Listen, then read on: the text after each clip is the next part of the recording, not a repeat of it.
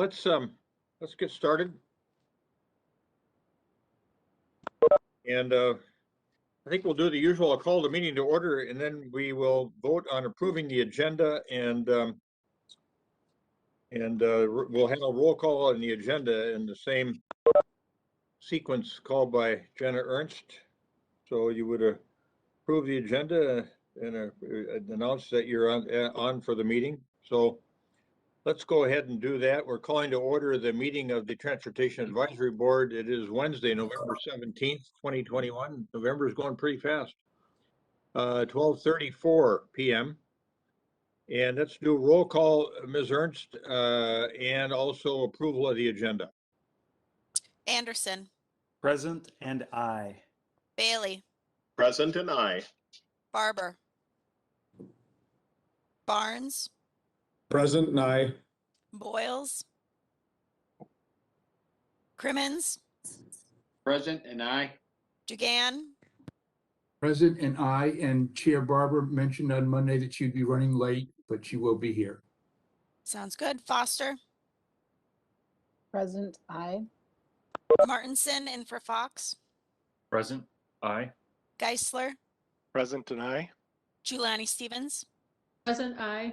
Patel. Here and I. Hanson. Present I. Solberg. Here, yes. Hollinshead. Present and I. Jalali.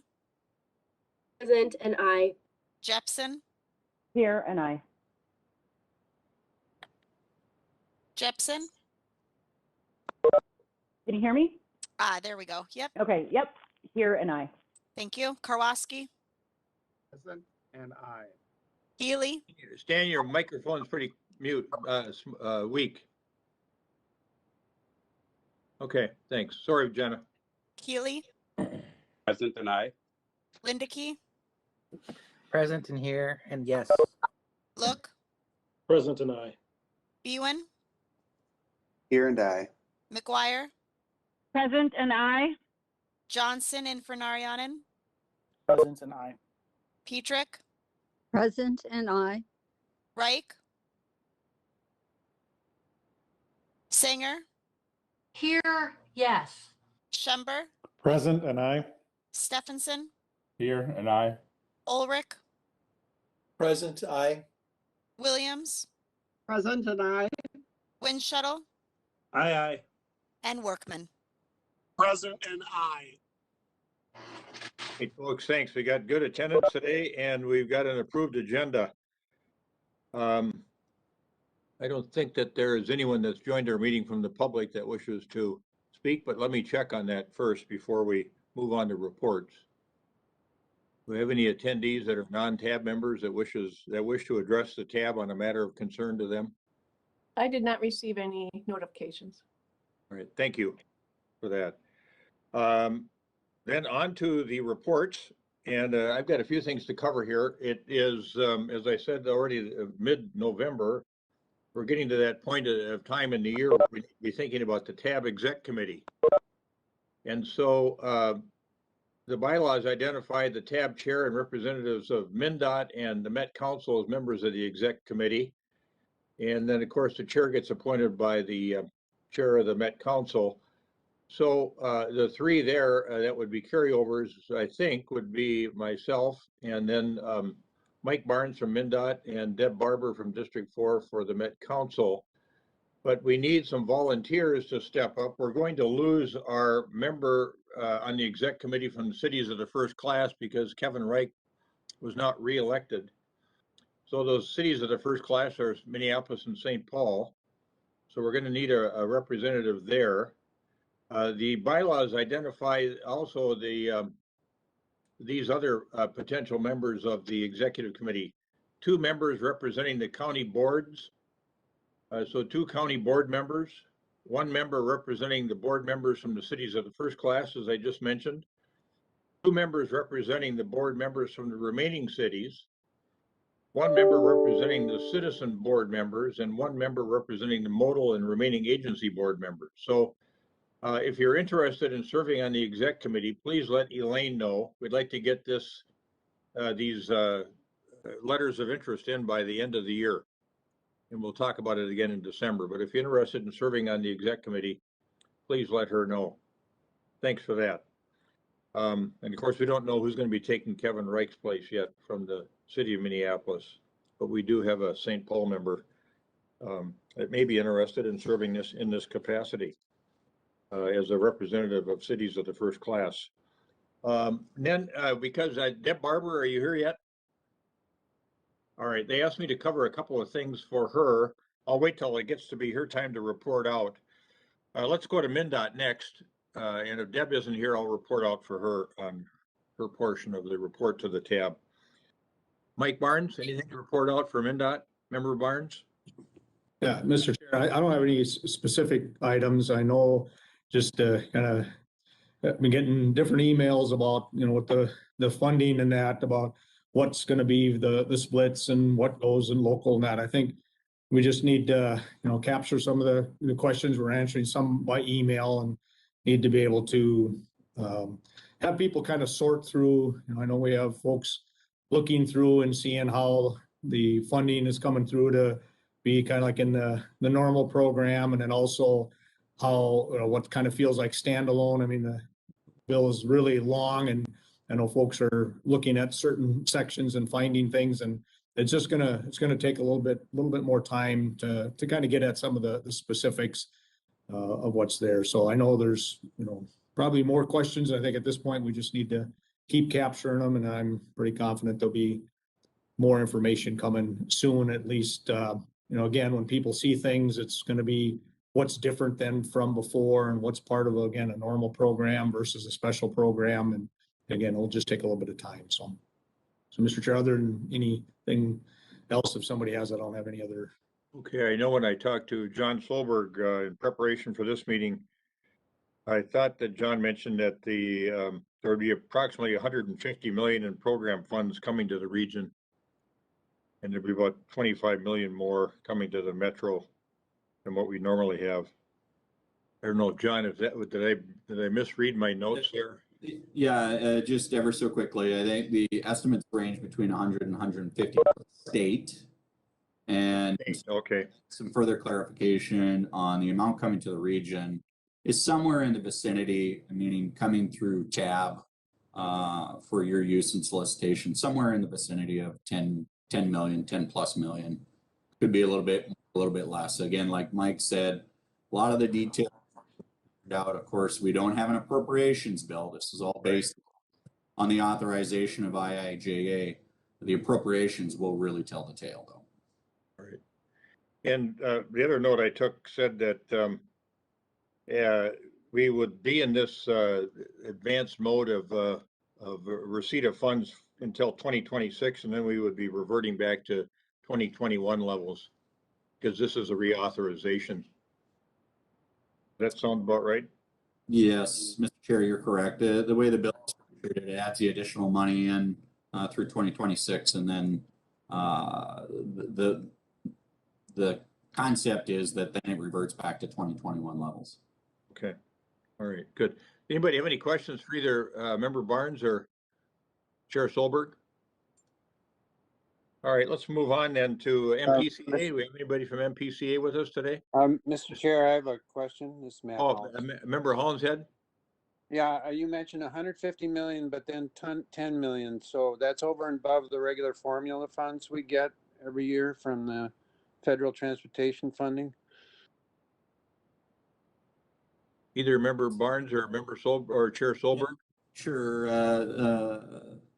Chair. The 50 million is the amount would be generally the amount coming to the state through program funds. So again, when you really look at it, that's the base for the dollars coming in for pavement and bridges. Then there's another amount that is not dictated specifically to states, but is really the solicitation to take place. There was more money put into the raise and build grants, those sorts of things that are more in the discretionary pot. And there's quite a large amount in that. The 10 million I referenced, or approximately 10 million, is really that amount coming to the MPOs. Yeah. Okay. So 160 statewide, I guess, is what you're saying. Is that right? There is additional MPOs coming online and that will change a little bit, but yeah, you're in the ballpark. Okay, thank you. Right, and the key I was trying to get at before is as we say some of these numbers that's coming in, at the same time, we have to look at during the same 5-year window, what was the normal program that based on, you know, projections, if that's going down. What people look at is what's like a net gain. So you can look at one number and say, oh, we get this amount that's coming in, but then at the other side of it, whether it's state funds and other things, if things are projected lower, that increase, it may not be as big when everything is all said and done. That's why I think it's good to make sure that when we look at things, we can see kind of where it goes by the programs, what the amounts are, what this federal piece is compared to the state funds, or, you know, even some on the local side when they look at it. So I think it's great. I'm glad that, you know, that we're as far as we are with it, but I think it's still a little early to be able to start looking at what's an overall net gain. So that's kind of the message I just wanted to make sure folks have, is we want to see it as a whole picture in where those opportunity areas are, not just thinking that it's all the gain. All right, thank you, Member Barnes. Did that prompt any questions from any other tab members for Member Barnes or Chair Solberg? All right, I see Member Bewin is with us from MPCA today. Member Bewin, anything to report out? Yeah, thank you, Mr. Chair. Just one quick item. I was not at the meeting last month. Craig McDonald was at the meeting, and I'm guessing he spoke to this, but I'll repeat it because it's an ongoing activity, so I think it's still relevant. The state government sub-cabinet on climate is still seeking input on climate actions and goals that will help inform the development of a climate action framework for the state. So we're interested in ideas that anyone has. Information about how to provide input is available on our website at min.gov/climate. We encourage people to add their ideas and comments, and we'd love for tab members to participate in this and to spread the word to their networks. We anticipate releasing a draft climate action framework based on this input in early 2022, with a final framework published in mid-2022. So that's an ongoing activity, and encourage your input on that. That's all I have. When you say encourage input, what do you mean by that? What could we do? I mean, this is really anybody that's involved in city or county government too realizes this is really a difficult problem to attack. Is this greenhouse gas reduction? As laudable as our strategies are, it's a difficult thing. Yeah, Mr. Chair, the world has really been watching the last couple of weeks in Glasgow, Scotland, and all of that activity. I mean, I think it's, you know, if there are ideas that you're participating in or seeing in small pockets in your own community or in other parts of the country or anywhere really that you think we ought to bring to Minnesota and try to transfer here and use, those are the kind of things. If you're hearing ideas, if you have ideas, you can kind of look here at the website and see how they're trying to frame that input that would be helpful. Yeah, thanks for that encouragement. I think all the folks on this call, whether they're elected officials or otherwise, are going to be thinking about that invitation of yours. Thank you. All right, any questions for Member Bewin? Let's move on then to Member Crimmins and the MAC. Things are getting better there all the time, I'm sure. Thank you, Mr. Chair. We had a meeting on Monday, and now that infrastructure bill was signed by the president, we were told that 25 billion will be earmarked for airports. And it seems like a big number, but that's 25 billion over 5 years. And at MSP, we've already put off between $200 and $300 million worth of infrastructure projects. So while it seems like a big number, I'm sure every airport in North America is going to be competing for these dollars. And sometimes the dollars are by passengers. So the way it looks right now, as of 2019, your passenger level in 2019, we're looking at about $37.5 million for MSP. And then we have I talk about concessions. 75 to 80% of our concessions are open full and part-time. Some of the concessionaires would like to be open, but they cannot get help. They're having a hard time finding staff. We had a job fair November, October 24th. We had 350 people attend. And we're going to have another job fair in January of 22. So we had 40 concessionaires and companies at the job fair looking for help. And then MEA week, on Thursday in MEA week, we had 36.5 thousand passengers move through security. So it was a pretty busy week, MEA weekend. We always see a spike on MEA weekend. And even in 2020, there was a spike. So other than that, parking's improving. I was at the airport on Monday, like I said, and it's getting crowded again. A lot of activity in the airport. The vaccination sites are still up. They're going to stay up until the end of the year. And then after that, we'll have to revisit it with the governor and whatever the policies are. But until this time, that's all I have to report, Mr. Chair. All right, thank you, Member Crimmins. Does anyone have any questions for Member Crimmins? Mr. Chair? Yes, Commissioner. This is Mary Jo McGuire. Thank you, Mr. Chair. Thanks, Member Crimmins, for that report. I'm just curious about, the staffing issue that you brought up. And of course, we're all struggling with getting staff, and we hear from many businesses. Is this greater than usual, or how much greater? Because I would think that might be difficult for you to get staff there just because it's sort of far away and people don't always have transportation to get there. I mean, obviously now we've got some lines going there, so hopefully that's not an issue. But do you know what the biggest issue is? It just that numbers, like people we just don't have enough people to do the work, which is what I know a lot of businesses are finding, or is it the location that's problematic? No, it's more still the COVID situation. Okay. Since St. Paul and Minneapolis are all on the $15 an hour timeline, and we went to that same timeline. But for the airport, not only does the employee have to show up, but they have to pass a background check, and they have to usually take the light rail to get to work. So there's another. Why would you want to travel to the airport to work for 15 when you can work down the block for $15 an hour? So I think that's part of the problem too, is the location. Thank you. Just curious. Thank you, Commissioner. Did anybody want to know from Member Crimmins about the preferred parking for tab members out there? If parking's going to be a problem? Well, there is, if you're going to go to the airport, if you call ahead, on the website, you can get money off your daily parking fee if you call ahead.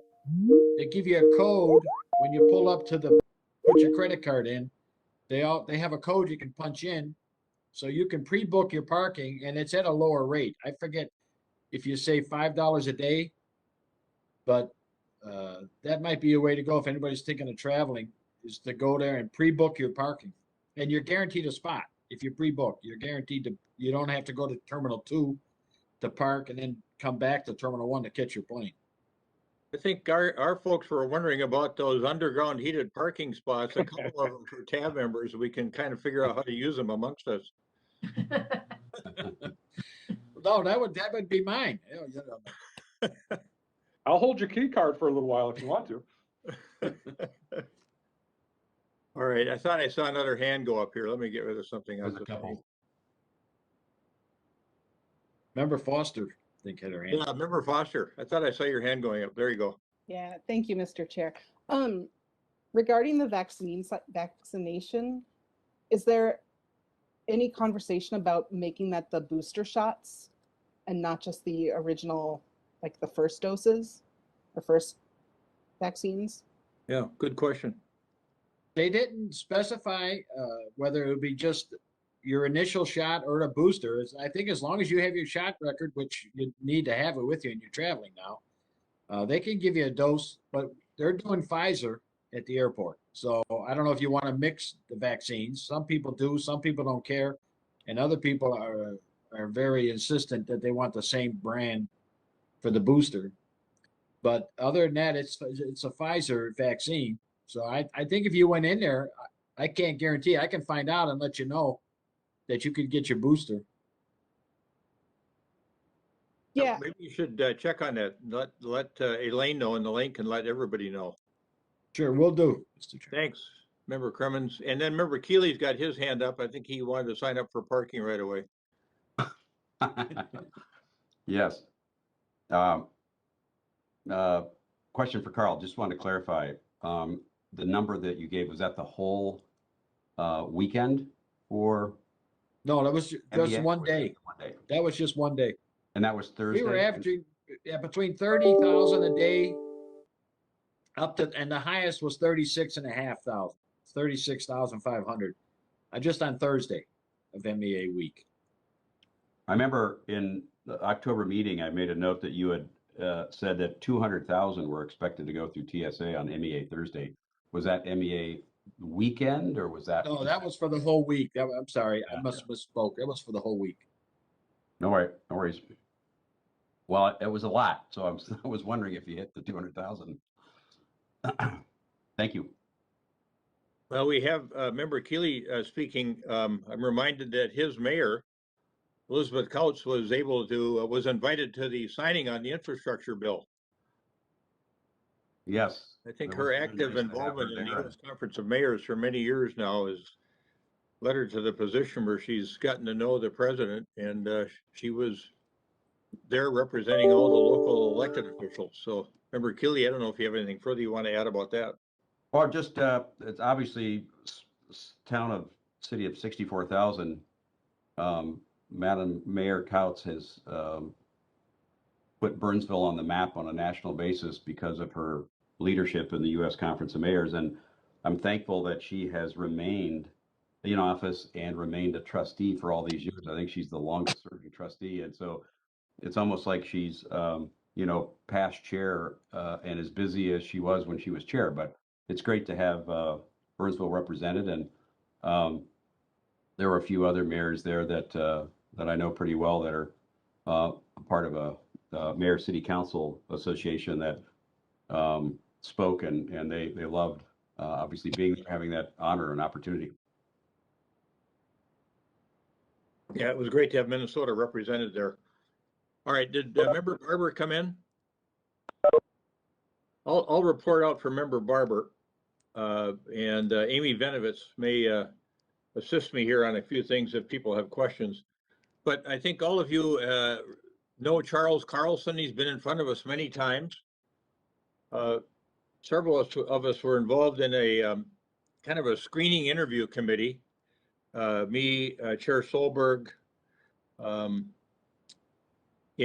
we got a chance to interview Charles amongst the array of folks that were applying for the job of executive director of MTS. And Charles has been named the new executive director of MTS. I don't know if he was able to yeah, there he is up in the corner of my screen. He gave a great interview. He currently serves, as many of you know, as the director of bus rapid transit projects for Metro Transit. He's got people in Edina all revved up on one bus stop that they're proposing. In this role, of course, he's led teams of planners, engineers, project managers, and construction managers implementing focus to open over a dozen planned BRT lines in the Twin Cities by 2040. And since establishing his department in 2012, Charles's teams have advanced multiple BRT projects, including operations on the A line, the C line, BRT projects, and the Orange Line project, which is set to open in December. And then 6 additional BRT projects are slated to open over the next 6 years. So in his new role, Charles will return to MTS after starting his professional career as a planner with MTS, working on transit, freight, and highway planning topics, and will begin his new role on December 13th. He holds, just as a reminder, Charles holds his master's and bachelor's degrees from the University of Minnesota, lives in South Minneapolis with his family, loves the outdoors, especially camping and hiking along the North Shore. So please help me, please join me in congratulating Charles Carlson on his new position. And we'll be seeing him in different ways now. So Charles, thanks for being with us here. Well, thanks so much, Mr. Chair. And thank you to the tab. You know, transit capital project delivery has really been my focus over the last 10 years, but BRT really occurs at the intersection of regional policy and roadways and transit, and our current projects stretch across much of the region. So I've been fortunate to be able to work with several of you for many years in some cases, and I look forward to building on those experiences. And for those of you I haven't met yet, I really look forward to working with you, and I'm eager to get to work next month. Thanks, Mr. Chair. Yeah, thank you, Charles. Really, again, congratulations. Heartfelt congratulations. You'll do a wonderful job for our region and your employee as part of the Met Council team. So the next item that I was asked to report out on, I'm actually thinking of shifting it over to Amy Venowitz because it's an announcement about some scenario planning workshop opportunities for TAB members, and I think she'll have a much better grasp on this than I do by reading off a sheet of paper that was handed to me. So, Amy? Sure, Mr. Chair.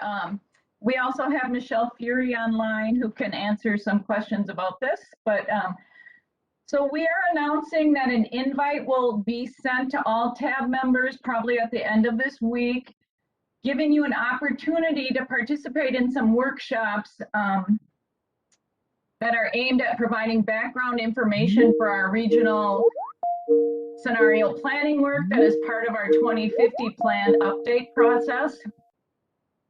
So the workshops are going to take place, I think we're switching them to January and February.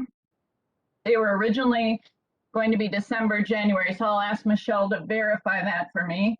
But these workshops, they're completely voluntary, and we're looking for a variety of policymakers across the various council advisory committees. So we're also sending invites to our Land Use Advisory Committee, our Water Supply Advisory Committee, our Equity Advisory Committee, and I'm sure I'm missing our Parks Advisory Committee, and I'm probably missing a couple others here too. So what we're asking participants to do is to participate first in one workshop that is aimed at identifying the uncertainties that are facing the region into the future, and really highlighting the ones that for your particular topic you think are most important and that we want to consider in our scenario planning work. And then in the second workshop, we're asking participants who do join us to do both workshops. So the first workshop focusing on uncertainties, and then the second workshop will focus on strategy development and getting ideas about how we can reduce the uncertainties and the types of actions and investments we might make in the region that would help us mitigate the impact or reduce those uncertainties that are identified in the first workshop. So this is really a one-time activity that we're asking policymakers who are available to participate in. And then we will be coming back to TAB in late winter to really give you a full picture of how you will be involved overall in the 2050 planning work. So think of this as just kind of a first time kickoff activity. And if you aren't able to participate, that's fine. TAB is going to have ongoing roles with the 2050 work overall. And you'll have future opportunities to join us in that work. So with that, as I said, the main reason I'm bringing this up is just forewarning you that you'll be receiving an email invite later this week, and we're hoping to get a number of TAB members to participate. Good. And so I suppose I imagine the email will discuss the timing of everything so people can look at their schedules and see if they can participate. Yeah, I don't, if Michelle wants to talk about the scheduling, each workshop I believe will be 90 minutes. So it's a series of two a month apart, each 90 minutes. And you will have two options of different days to participate. And they'll be virtual? Yes. Online meetings. Michelle, how about timing wise? Do you know when you're planning on doing this? So we're, as Amy said, we're excuse me, we're shifting the timeline to January and February for these meetings so that we have plenty of time to work around logistics. Right now, we're looking for volunteers who would like to participate so that we can build these meetings around those folks. And there will be, as Amy mentioned, 2 opportunities so that we're getting a cross section of all of our advisory committees and people are interacting with each other in the same, in the same meeting. So we're looking for volunteers. We have plenty of space for those who are interested. So if you all would just respond to the email and let us know who's interested, we'll make sure to schedule around you. Very good. Thank you for doing that scheduling adjustment work. And I think you've given plenty of lead time here with not wanting to start the work until January or February. So people can make the schedule adjustments if they want to participate. So thanks for that, Michelle. And thanks, Amy. Did that prompt any questions from any tab members about this proposed work on these workshops? Okay, good. Next, our TAC chair, John Solberg, is with us. And John, I don't know if you have anything you want to report out on prior to kind of walking through those consent items quickly. But I'll leave that up to your discretion. Yeah, thank you, Mr. Chair. I think, like I did previous months, I will maybe summarize those consent items just so tab members have a little more background on those. And so with that, the TAC did review all the items in front of you before you this month. Of those and the consent items, those were items that came to us, had very little discussion, and for all intents and purposes were understood to be with little conflict or potential disruption in our process. So with that, 2021-50 is a streamlined tip request, and it's grouped together as one in part because they are all 3 MnDOT projects. The first one being a noise wall in Edina, and that one's increasing in length, which requires a tip amendment. In part, that's due to lighting and some traffic transportation management system components that were associated with the noise wall project there. Now, the second project is really an increase in length of the I-94 project, in part that's taking place out by Woodbury. What that does is it's actually rebuilding the shoulders and adding some drainage work in advance of the larger project that will take place in the upcoming years. That project was always intended to take place, so it's not anything new. It's just separating out and bringing the money with it for the items mentioned in the staff report. The third one was really increase in project cost for what is Robert Street on the west side of St. Paul. And while it refers to bridges, the increase in cost comes from repairing the viaduct retaining walls. And so those 3 projects move forward. They're all funded by MnDOT dollars, not through regional solicitation. The next item was 21-46, and that's accepting the updated regional truck corridors for the regional solicitation. And in part, what that was is effort that stems out of the designation of the regional truck highway corridor study in 2017 that was adopted into the TPP in 2018. Council staff initiated a process in which to solicit changes to that network. That took place in the early spring and summer of this year. And for all intents and purposes, they received 14 proposals to add new regional corridors and 2 major freight facilities. 11 of those were determined to meet the thresholds, and 2 had partial segments that met the threshold. And then of the 2 that were proposed for new major freight facilities, 1 of those met the threshold for recommendation. TAC, again, unanimously recommended approval of those. The next item is 21-47, and that's the functional class map for use in the 22 regional solicitation. For all you that may remember, you did approve or recommend that the Commissioner of Transportation recommend the system functional class change just here. I think it was last month, the month before. This is the map that goes with it, with the additional designation of the A minor arterial system that the Met Council uses in the regional solicitation. So again, that moved forward with a unanimous decision.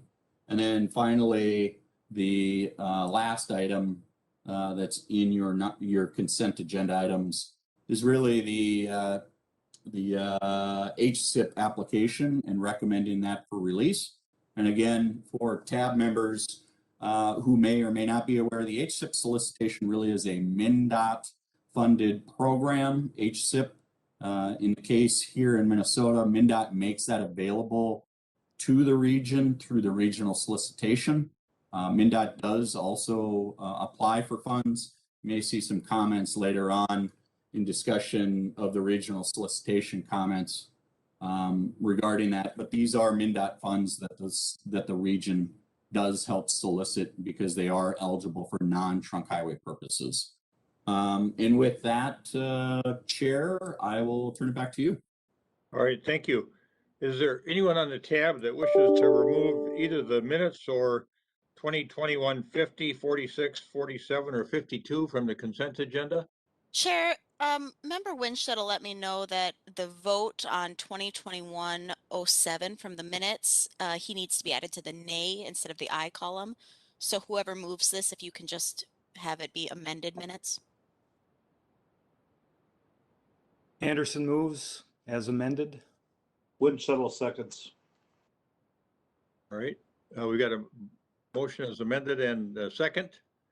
Any further discussion? Roll call, please, Ms. Ernst. Anderson, Aye. Bailey, Aye. Barber, Barnes, Aye. Boyles. Oh, John Morass, you're in for Boyles, sorry. Morass. Crimmins, Aye. Dugan, Aye. Foster, Aye. Martinson, Aye. Geisler, Aye. Giuliani Stevens, Aye. Gattell, Aye. Hanson, Aye. Solberg, Yes. Hollinshead, Aye. Jalali, Aye. Jepson, Aye. Karwoski, Aye. Keeley. Clearer? Am I any clearer? You're still, oh yeah, now you're better. Yep. Okay, thank you. Aye. Keeley, Aye. Lindeke, Lindeke, Look, Aye. Bewan, Aye. McGuire, Aye. Johnson, Aye. Petrick, Aye. Reich, Sanger, Aye. Schember, Aye. Stephenson, Aye. Ulrich, Aye. Williams, Aye. Windschuttle, Aye. and Workman. Aye. Thank you, everybody. We have an approved, we have approved all the items on the consent agenda. Now we'll move on to the other business items which involve individual potential consent, the non-consent items. 2021-44, which is a potential amendment number 1 to the Transportation Policy Plan Amendment. Chair Solberg has this matter, and I'll turn it back to him for this TPP amendment discussion. Thank you, Chair Hovland. And so again, 2021-44 is a TPP amendment, and the motion in front of you would be to recommend the Met Council release the draft amendment of to the 2040 TPP for public review and comments. In part, what this amendment does entail is the addition of or the revision of the arterial bus rapid transit network. Again, many of you are familiar with the Network Next process that took place over the last year. And then the additional changes to the TPP are adding the 6 freight projects that MnDOT solicited as part of the statewide freight improvement program. And with more details on that, I will turn that over to Katie Roth regarding the transit projects. And I believe Cole Henniker will have some information on the freight projects. All right, thank you, Mr. Chair. All right, good afternoon, Chair and members. As Mr. Solberg mentioned, I'm Katie Ross, Assistant Director of BRT Projects at Metro Transit. I have a brief presentation today on the changes to the planned arterial BRT network that are included in this TPP amendment. And I believe that Greg will be pulling up slides for this.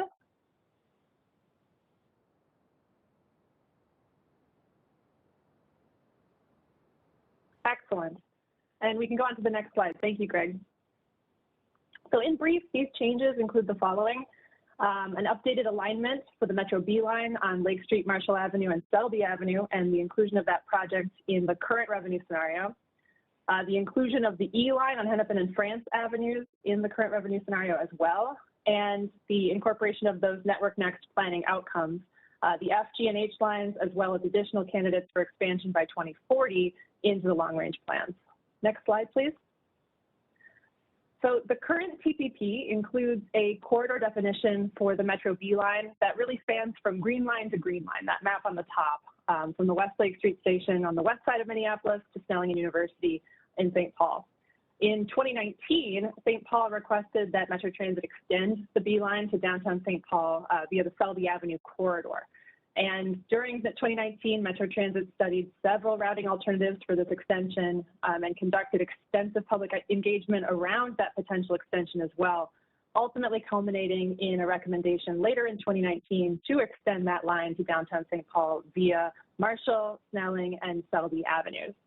This alignment recommendation was carried forward into the corridor plan for the B line, which was developed across 2020 and 2021 with continued engagement of corridor stakeholders, our riders, and station members along the corridor as well.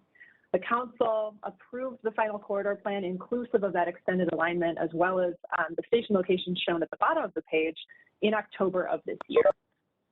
Also, as of October of 2020, the $65 million project is fully funded through a mix of regional solicitation funds awarded by TAB, state bonds, as well as council matching dollars. And this project, in terms of the current status, design is currently underway, and the project is on track for construction to begin in 2023, with revenue operations to follow in 2024. As we go to the next slide, we'll focus on the E-Line project, which is also being moved into the current revenue scenario through this amendment, following its full funding package being completed earlier this year. Like the B line, the E line is anticipated to be funded by a mix of federal funds awarded by TAB through the regional solicitation, state dollars, and also council funds. And also similar to the B line, this corridor's extent has been defined through several planning and engagement activities spanning a number of years, with the final alignment shown on the right, on the map on the right of this page. That was adopted by the council in January of 2020 and is reflected in the current TPP through previous amendments.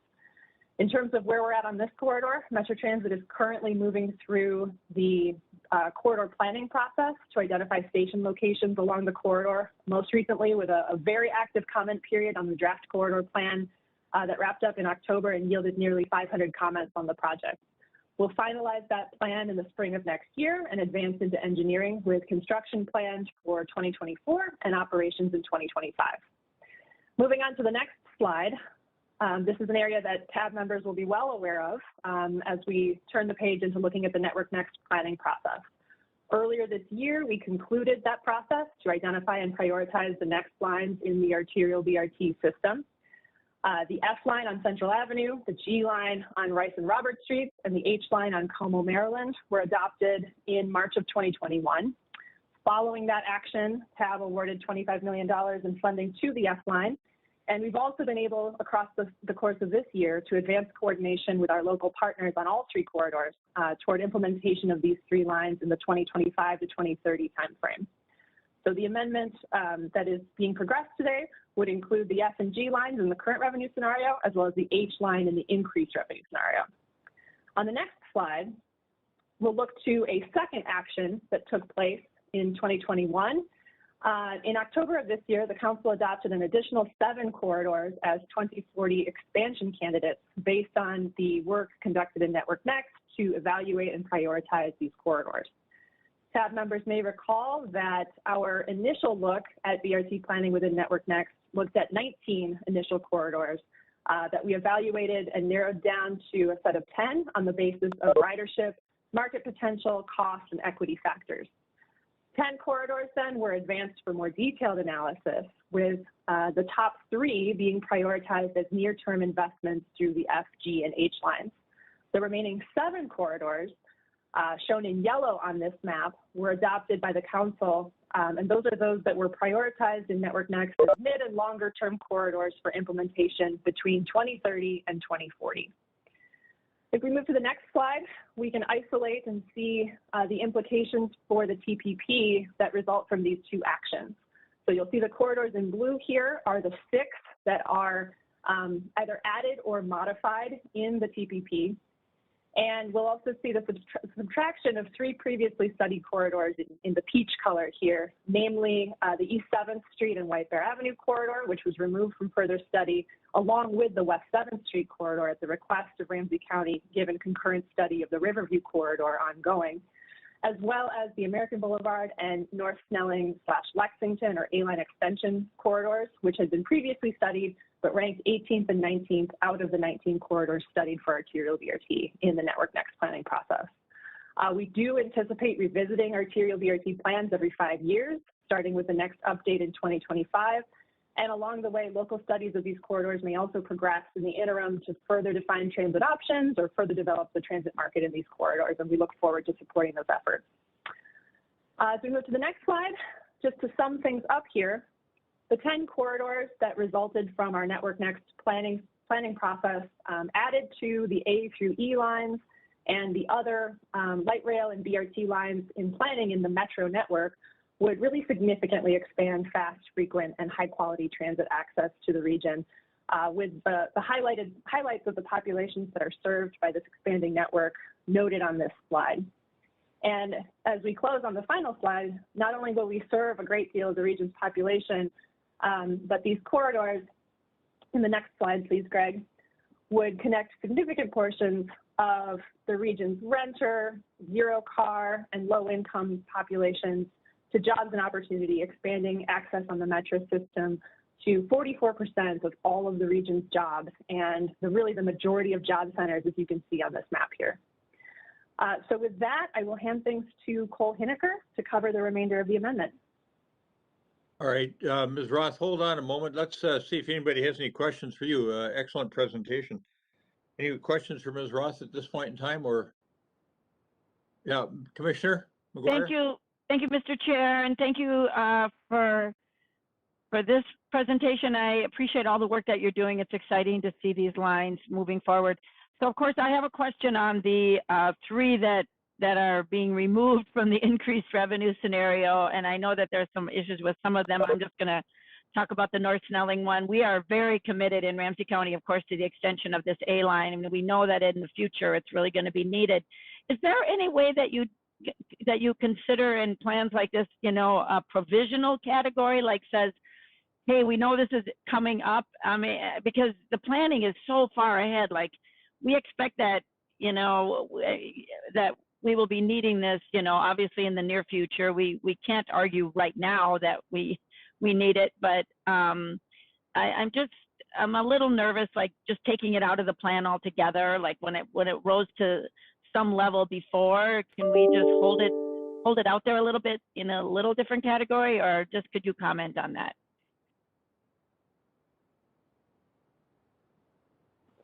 Mr. Chair and Member McGuire, I think I could speak to how we can approach that from the Arterial BRT network planning side, and then perhaps might ask Cole to speak a little bit more to how that could be reflected in the TPP. I will say that, you know, we have gone through a process that really seeks to identify which of the corridors would be ready for implementation in that 2040 timeframe, and have attempted through several series of progressive evaluations to capture the market potential and understand how these corridors could contribute to the goals of the region and ultimately building out this more robust transit network.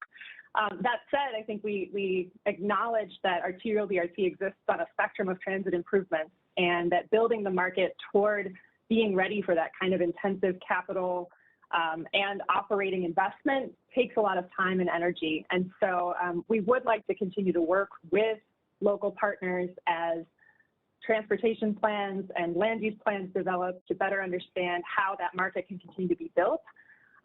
We anticipate that, doing that through a series of both local transit coordination, or excuse me, local bus and other types of investment opportunities, as well as then thinking of whether there are local efforts that could be leveraged to better understand maybe some of the challenges or issues in these corridors that need to be addressed in order to overcome and really build that transit market towards the future. So I think we see a number of options that could exist. And Cole, perhaps you'd be able to speak to how that might be incorporated, or as we might be able to think about that going forward in the TPP. Yeah, Mr. Chair, members, we've had a lot of conversations about transitways in the TPP, and particularly in the increased revenue scenario, there's been interest in, keeping a fairly broad network. I think our balance on the long-range planning side is to make sure that we're not over-promising to the public, and that we're being realistic about what the potential for transitways are in the region. And so we try to set forth some framework for how a transitway gets in the plan or stays in the plan. And generally it's through a broader system study in which we evaluate multiple corridors across the region, and we pick the highest priority corridors. So similar to what Katie Roth was just describing with Network Next, we've done similar efforts on Highway BRT. And over 10 years ago now, we did a large look at all potential transitways, and that's when we got to corridors like the Gold Line and Trunk Highway 36, when those started to emerge as potential corridors. So the planning effort to how a corridor evolves in the TPP is a long-range thing, and I think we're in talks with the city of Bloomington about including American Boulevard as a corridor that they would like to continue to study. And so the city of Bloomington is considering putting some funding forward to continue to keep that in the plan as a corridor under study. But we really do need that local partner and champion to be advancing the corridor, and not just have these corridors, sort of sitting around waiting for some work to occur. And so that's how we've been approaching it. I think, all of these corridors, are worthwhile of discussing with our partners. I appreciate all of that. Mr. Chair, if I could just ask a follow-up. Commissioner, go ahead. I can't argue with any of the things that you're saying, and I agree with the importance of having a local partner. So are you saying that if a local partner would put in some resources, which of course we know that local partners do, this is actually a state highway, but Snelling, but we want to make sure that that is still in consideration, because we know that we're going to need this line, because we have a huge development on the other end of it that we're working on. So so are you saying that we would have to, if you saw some contribution from some entity, that then it would stay in the plan, and what would that look like? Or can we, I'm just wondering if there's like I said, another category of here are projects, I just don't know, I'm just brainstorming, thinking out loud. Like I said, a provisional category that says these are projects that are in the, that were in the plan, they're in the works. If we get some local contribution, they'll be back into consideration. I just hate to lose it altogether, and we will be, coming back in 5 years with it, but we know we're going to need this line. And I'm like I said, I'm just hate to lose it altogether. So I don't know what that would look like, but Mr. Chair, if I can respond to that. Our early conversations with the city of Bloomington about American Boulevard are about them committing financial resources to do a further study.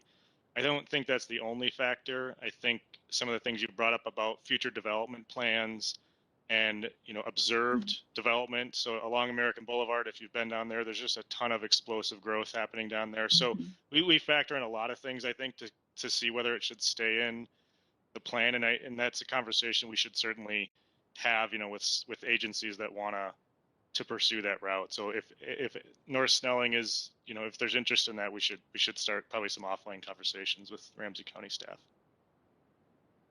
Absolutely. So we can do that without keeping it in the plan. I mean, I see that you're removing it from the increased revenue scenario, and so I'm just wondering if there's another category we can put it in. I don't want to prolong this any longer, but definitely want those conversations to happen. Well, let me ask this question, maybe helpful, maybe not. Is there some way to amend it back into the plan at some future point in time, depending upon research that goes on or funding commitments that get made locally? What would be that process for amending it back in? Yeah, Mr. Chair, I think the balance here is with the, because these are all in the increased revenue scenario, so they're not in the funded plan. They are, in a way, Commissioner McGuire, they are, all of those increased revenue sources are kind of provisional corridors. They don't have a commitment or anything. But I think the best opportunity to revisit these, especially to give us a little more time, is maybe through that 2050 planning process that Amy Venowitz discussed. If any of these corridors fall off for now, it's revisiting that before the next round of comp plans start, which is triggered by the 2050 plan. So that buys us a few more years to kind of work through a corridor approach that all the interested parties can agree on. So that would be my recommendation. All the comp plans are done. I'm sure many of them acknowledge the Snelling corridor already.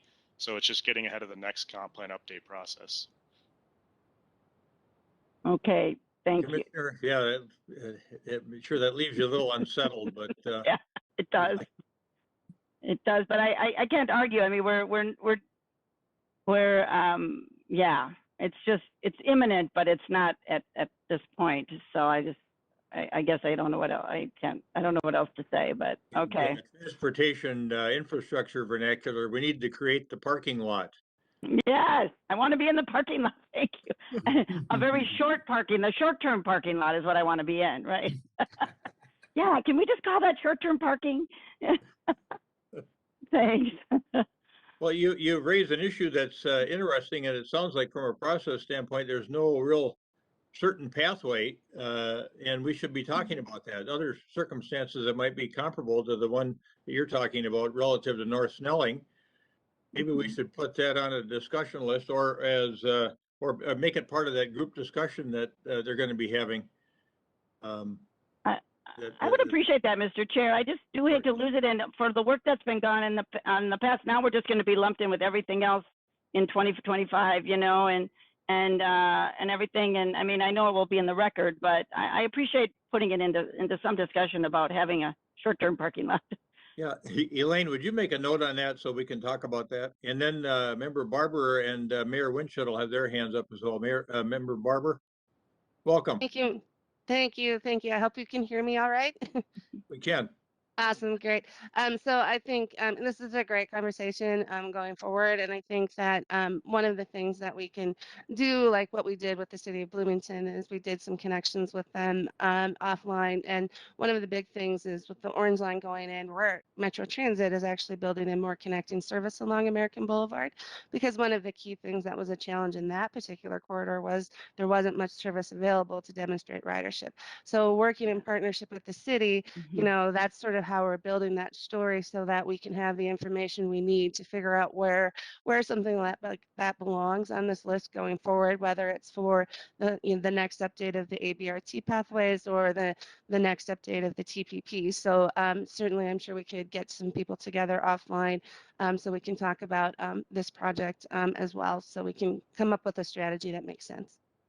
All right, good. Thanks for that. Thanks for making that suggestion. Mayor Winchell and then Member Dugan.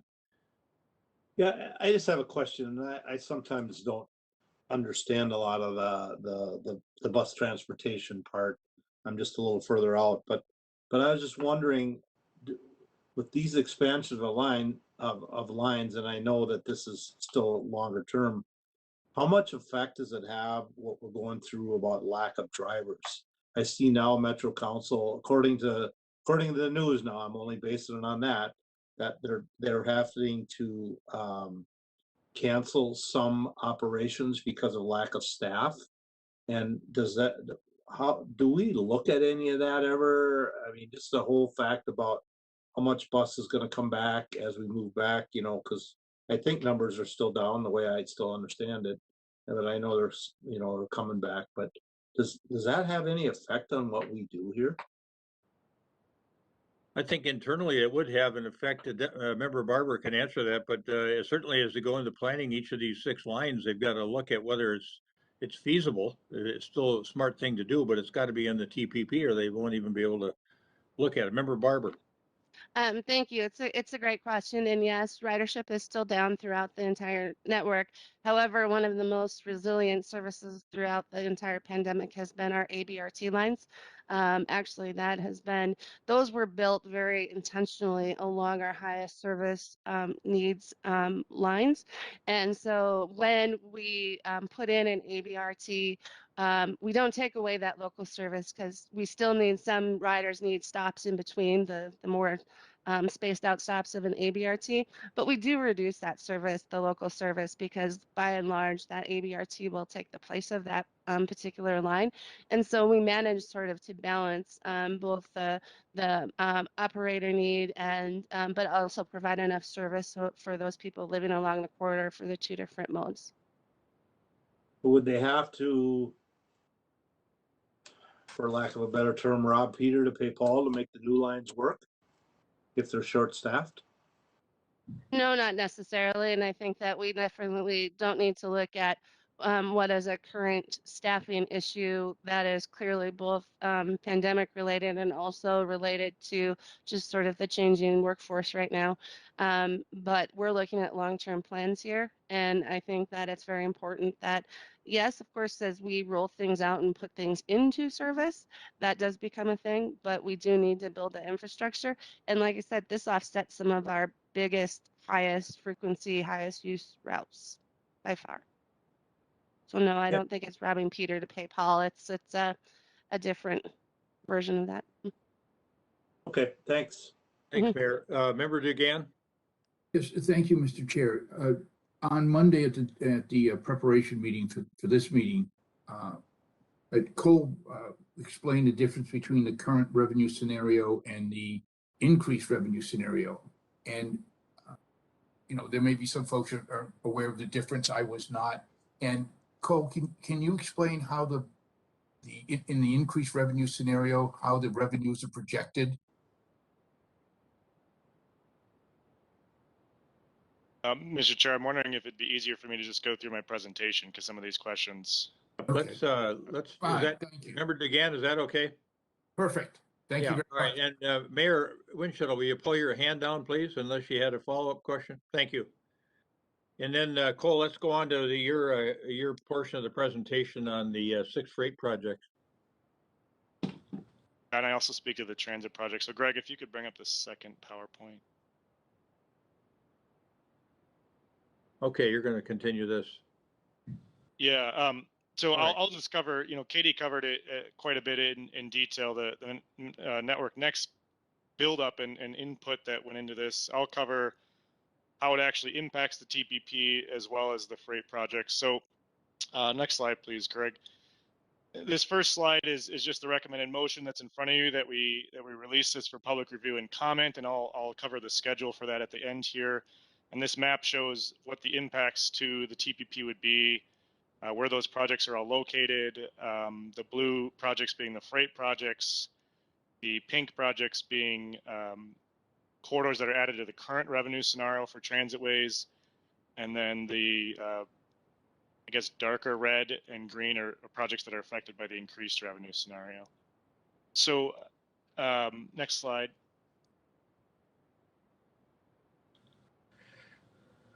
When we look at transitways and particularly those that are going to be in the fiscally constrained plan, we look for a couple of things.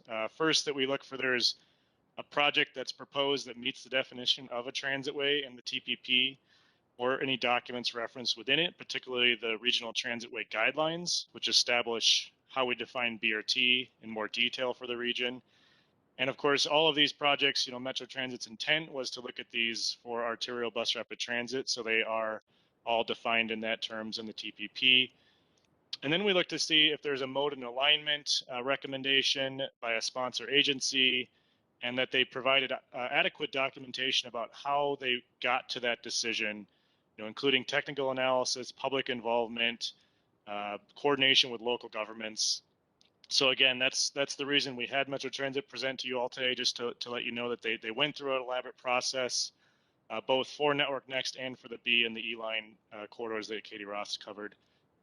And then we look for documentation showing that the project can be built with revenues and the fiscally constrained plan. And so that to Member Dugan's question, that's what I'm going to talk about in the next slide.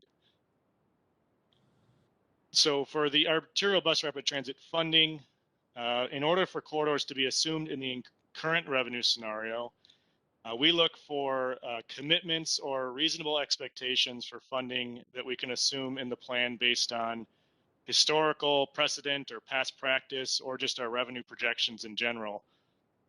And anything that is not that we do not see having enough funds for would go into the increased revenue scenario. But these lines here are all included in the current revenue scenario based on assumptions that are all listed here. In particular, the two biggest changes that allowed us to add the B, E, F, and G line were the commitment from TAB to start funding full projects through the regional solicitation. So you can see for the F and the G line, you see that $25 million sub-bullet under each of those corridors. Those are the assumptions from last solicitation and the upcoming solicitation, which we are setting aside $25 million. And then the state legislature has been much more amenable to providing funding for a BRT program in recent years. So in 2020 and 2021, the legislature appropriated $55 million and $57.5 million for BRT respectively. And that covers the majority of the cost for the remaining capital for the B line, E line, and F line. We're assuming that we'll continue to receive some reasonable level of state bonds based on that past precedent to complete the F and the G lines. And I think it's about 60 or 70 million that's needed to complete that gap in the TPP. So it's based on our recent experience for how we're going to fund these projects. There is some local funding for Metro Transit that also is a part of these projects, primarily for the fleet or for matching funds for the solicitation grants. I'm just going to pause there just to make sure. Member Dugan, does that help answer your question? Yes, thank you very much, Cole. I appreciate your time. Great. Next slide, Greg. Thank you. So yeah, Katie covered this quite a bit. So just to clarify or reminder that we are including the B line and the E line in the current revenue scenario. And an addition for this TPP amendment is including that full B line corridor all the way to downtown St. Paul, which hasn't yet been recognized in the TPP. And then F and G lines would also be in the current revenue scenario. And H and the 7 additional lines that were recommended through Network Next would be added to the increased revenue scenario, waiting for future funding to be identified. And then, of course, we talked about those 3 lines being removed from the TPP. That's American Boulevard, East 7th, and North Snelling. Next slide. So for highway freight projects, we generally, again, look for a couple of things to confirm that they can be amended into the transportation policy plan. We look for consistency with our goals, objectives, and strategies. We look for documentation on the funding, again, very similar to what we do with the transit projects. And we do an air quality analysis, and we conduct public comment. And the air quality analysis is included in the TPP document. And the public involvement is what we're just starting up here with this public comment period. If you go on to the next slide, please. You can see the 6 projects that we're amending in. These are all funded in 2020 through the MnDOT freight program. And I believe the first 5 were submitted in the Metro District, and the 6th project in Sherburne County was submitted in the Greater Minnesota program. And I want to say, and Member Barnes or Solberg might be able to correct me here, I think there was about 20 applications submitted in the Metro District. So they selected 5 of those 20. And you can see a lot of our partners that submit projects are represented here, and there's pretty good regional balance as well for these projects. And I don't personally have a whole lot of detail about these projects. I'm filling in for Steve Peterson today, so I might have to defer to MnDOT or others to speak to any details about these projects. Next slide. One of the things that just so you're all aware of how we're involved in the freight selection projects to get that Metro perspective, we have representation on the statewide freight investment committee that helps evaluate these projects. We also submitted we required projects to submit letters of support from the Met Council in order to submit applications, and then there's also a review period for us to make sure they're consistent with our plans and programs.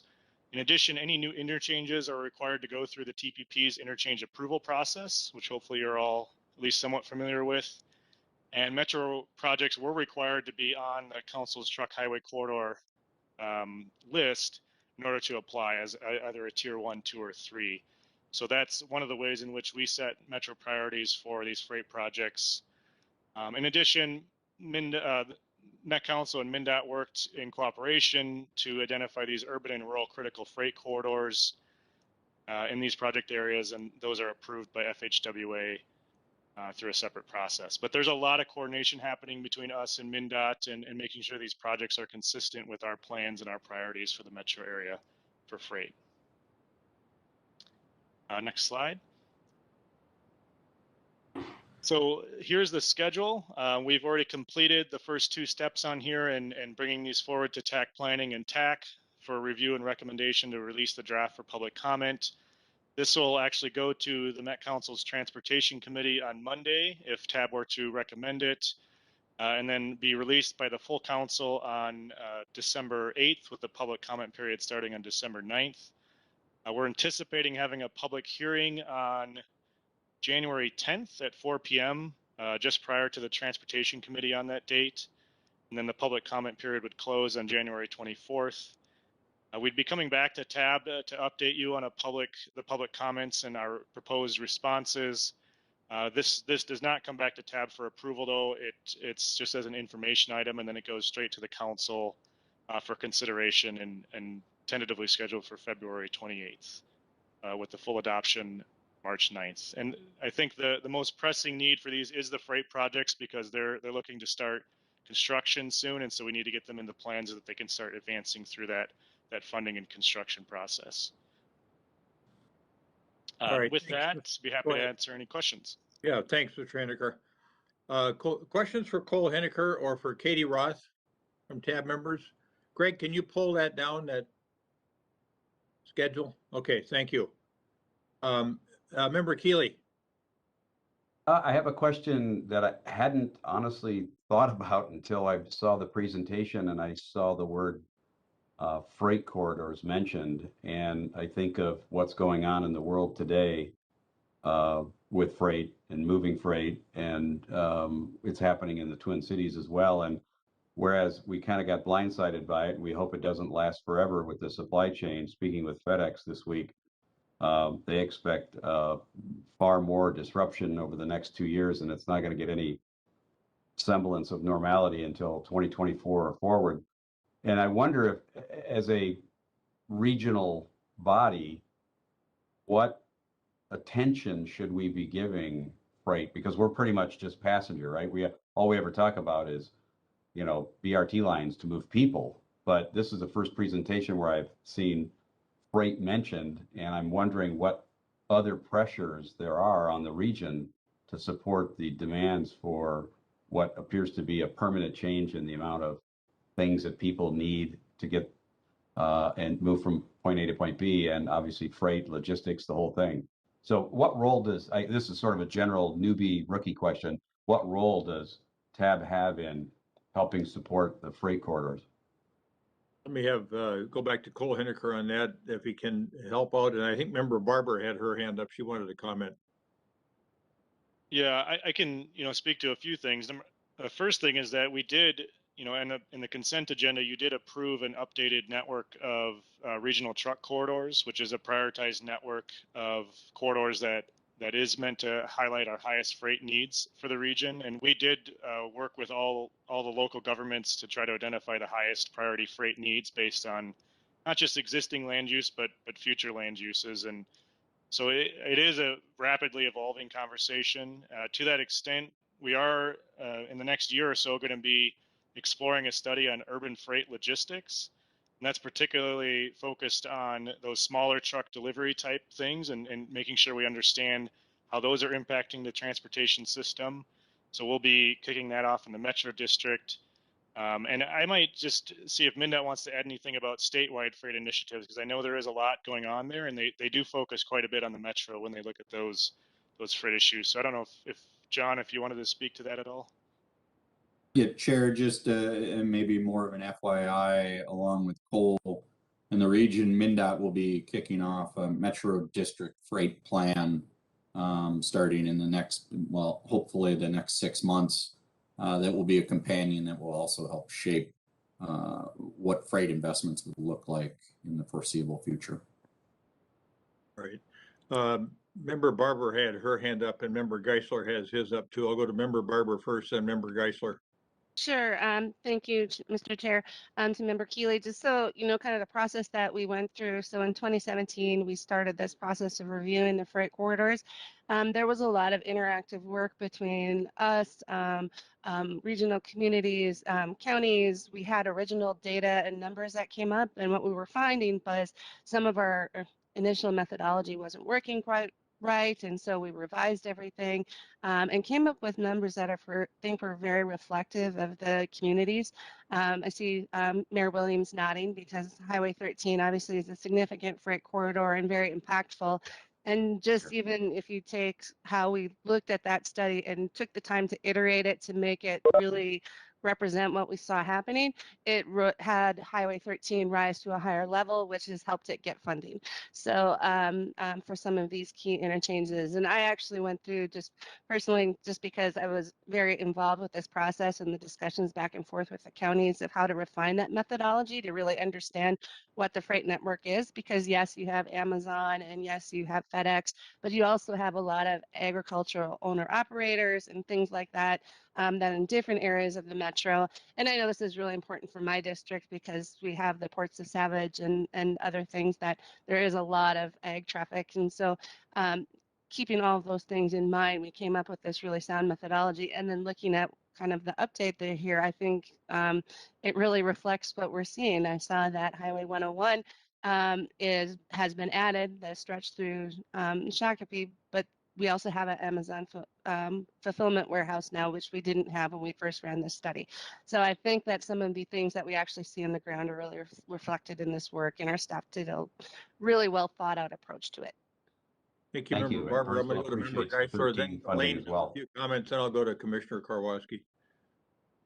Thank you, Mr. Chair. I was wondering, Cole or Chair Solberg or anyone who can answer this, as far as freight's pretty well understood, moving stuff from A to B, but what about where does commercial traffic land in that? So that would be service vehicles, that would be things like garbage and trash service, recycling service. Those are pretty impactful on our roads. And for instance, in my community, a lot of our stuff is serviced, and they land outside of the city where they're traveling. And is that under the freight review scope, or is that just kind of get scoped under standard use?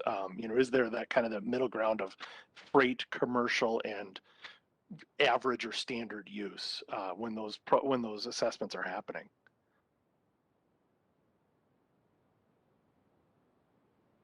So maybe I can answer part of that, in that when we do our reviews of traffic volumes, the part of what we are doing is reviewing the types of vehicles. And while, for instance, I'll use your example of a trash truck, we would not count that any different than a box truck because of the way we're counting essentially the wheels on the ground. So hopefully that answers your question to some degree. Yeah. I'm just wondering where that landed in the assessment. It is considered separate from your average passenger vehicle, is really what I was wondering there. Yes. Thank you. Elaine, and then Commissioner Karwoski. Yeah, I wanted to provide some information in response to this. In our applications for the roadway category, there is a measure on freight. So the applicants would provide information for their projects on regular traffic for the ADT, so which would include all types of transportation. Plus there's a specific measure on freight. And then also when we look at uses and population and employment, we have regular employment, schools, also manufacturing. So all those are factored in to different measures in the solicitation. Thanks, Elaine. Commissioner Karwoski. Thank you, Mr. Chair. How am my volume? Fine. It's Okay, decent. good. Yep. I've never had a volume problem before, so Good. I'm wondering, because we're discussing this freight and we've been discussing the ABRT routes. And my county role, I'm involved in a lot of workforce development issues. And prior to the pandemic, we had a shortage of bus drivers and school bus drivers, which is really preventing our young students and families from getting those kids back to school. It truly is impactful. I see it in my grandkids. And we have an innovation category. So I'm wondering, as a transportation board, rather than just stick to roads and bridges and transit, if we shouldn't be a voice, an advocate voice to correct this employment problem for both bus drivers, freight, and all sorts of transit drivers. There's a vast shortage. I don't see it being corrected, and it's really holding back our economy. I know in recent years, the trucking industry has paid less, and they've gotten actually more of a less qualified driver, and it's introduced dangers. I think it's a big enough problem. I'm just wondering if the tab could look at it. We could be an advocate to correct this employment problem. It would certainly enhance our roads and our cause of transportation. Just thoughts. Yeah, it's an interesting thought. I wonder if it causes me to think about the role of the Center for Transportation Studies at the University of Minnesota, because it seems like they'd have some of the academics that they could rely on to assess the economics of a situation like you're describing. But okay, anyone else? Otherwise, we got a lot of work to do here. Mr. Chair, Giuliani Stevens, I'll just quickly say, perhaps the Commissioner Kowalski's comments, that might be a good discussion for the Regional Council of Mayors. That's a broader topic. It's a little beyond our mission to tab, but it wouldn't be for Regional Council of Mayors. Thank you, Member Stevens. Mr. Chair, this is Amity.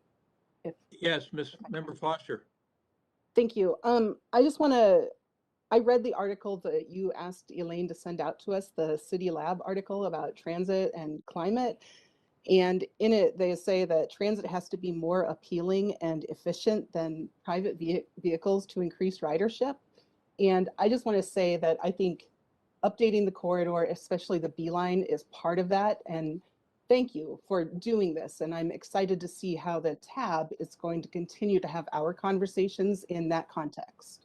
So thanks for the work on updating the corridors. Okay, good. Thank you, Member Foster. Member Foster, we got 2021-44, which would recommend as a motion that the Metropolitan Council release the draft amendment to the 2040 Transportation Policy Plan for public review and comment to revise the arterial bus rapid transit network and add 6 freight projects. Would you care to move the matter? I'll move it. Gotell. Second. All right.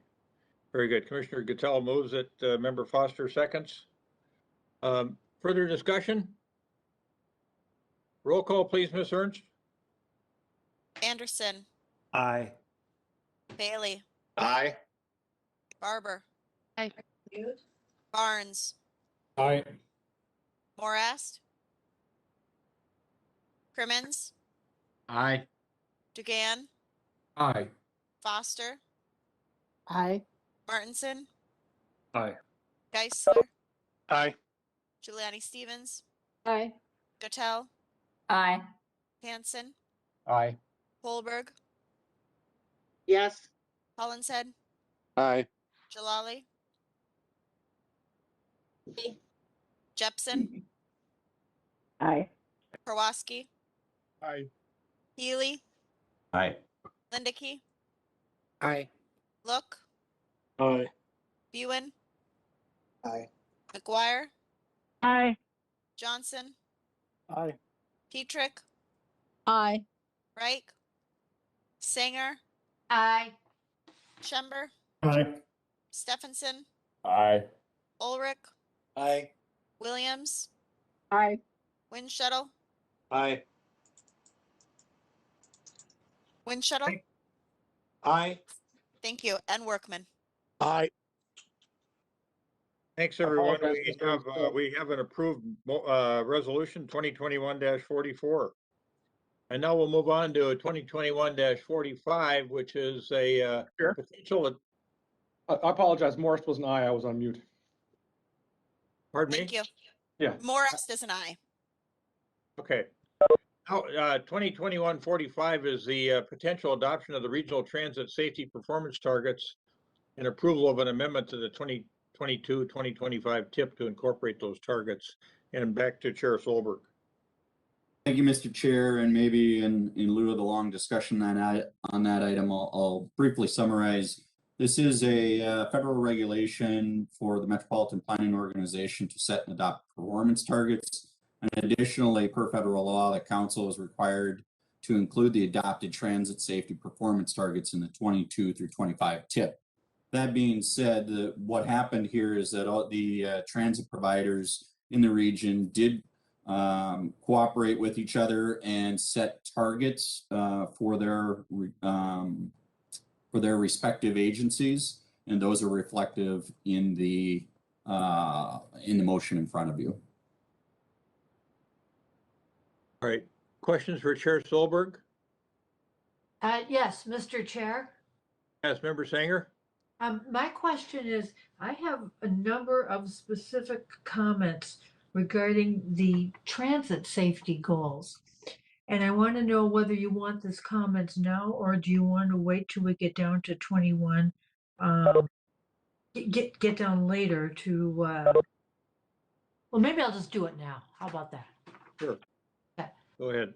Well, I will say that I have quite a few concerns about what was submitted for the goals, the safety goals for the transit operators. And my comments are in a couple different ways. First of all, when the transit operators set their own goals, where is the oversight? Is there some governmental standards that helps provide stretch goals to make sure that the operators' goals are really working toward greater safety? My second concern is that, at least based on the staff report, there was no public input into the transit goals that were adopted. And if that is in fact accurate, that concerns me. And my third point about the transit goals is this: it's what they cover is okay in terms of dealing with issues of fire and derailment and fatalities and so on. But there's a lot that is not said here in terms of safety goals. Some of you know that I personally have been a transit rider. I took transit to and from my home in St. Louis Park to Tab for years and it was okay until maybe 6 months before the pandemic hit, and behavior on the buses started getting really deteriorating in terms of being intimidating. I saw threatening behavior and so on.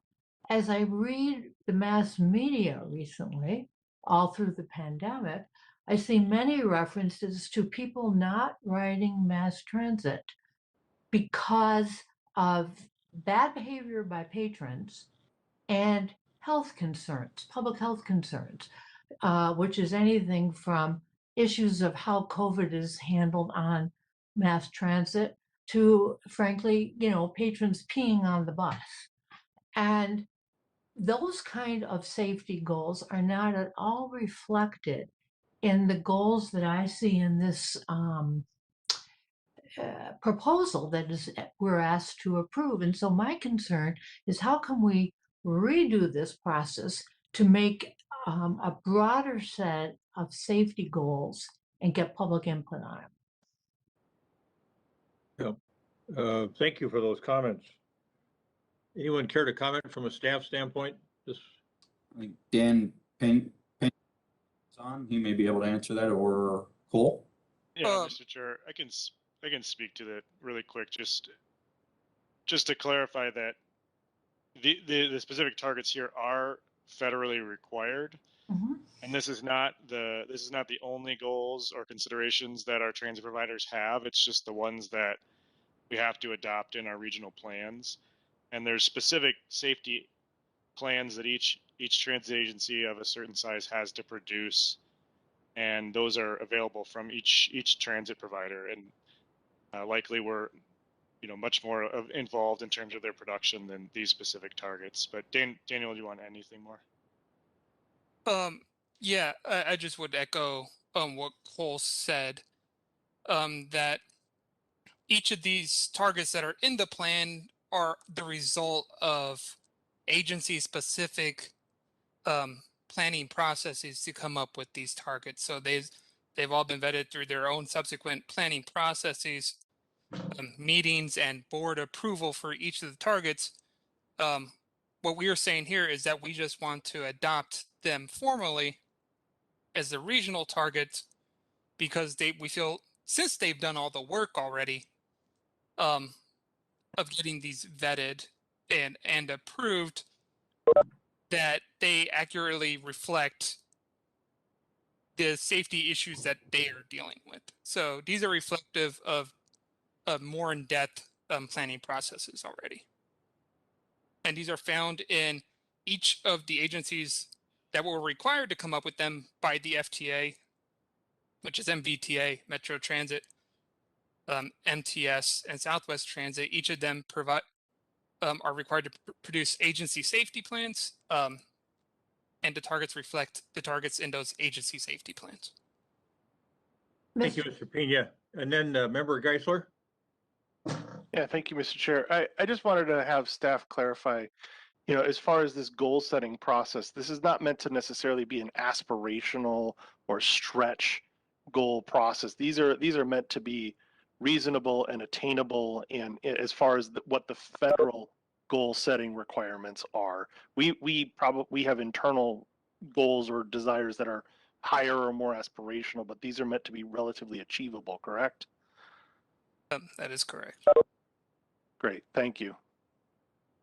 Somebody else have, Elaine, did you have any comment? I thought I heard Elaine's voice, that's why I asked. Okay. No, that wasn't me. All right, so back to member Sanger's concerns. I think we all understand that we're looking at the Code of Federal Regulations here, and there's certain categories established that we have to respond to that deal with safety performance targets with respect to those different categories that we see in the action transmittal.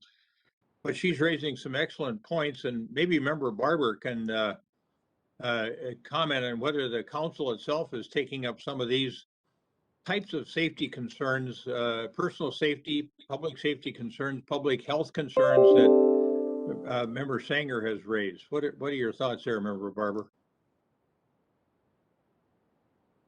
Thank you. And I think that there are certainly things that we need to be talking about and something we continually to proactively work on, both from the public health perspective and the public safety perspective.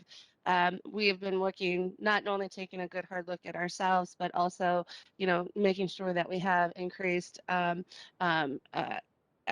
safety options out in the networks, and everything from taking our videos on the bus to real time to making sure that we've got people monitoring those video stations, working on building out, like we've started in building out, because we didn't get authority through the legislature for what we were calling at the time transit ambassadors.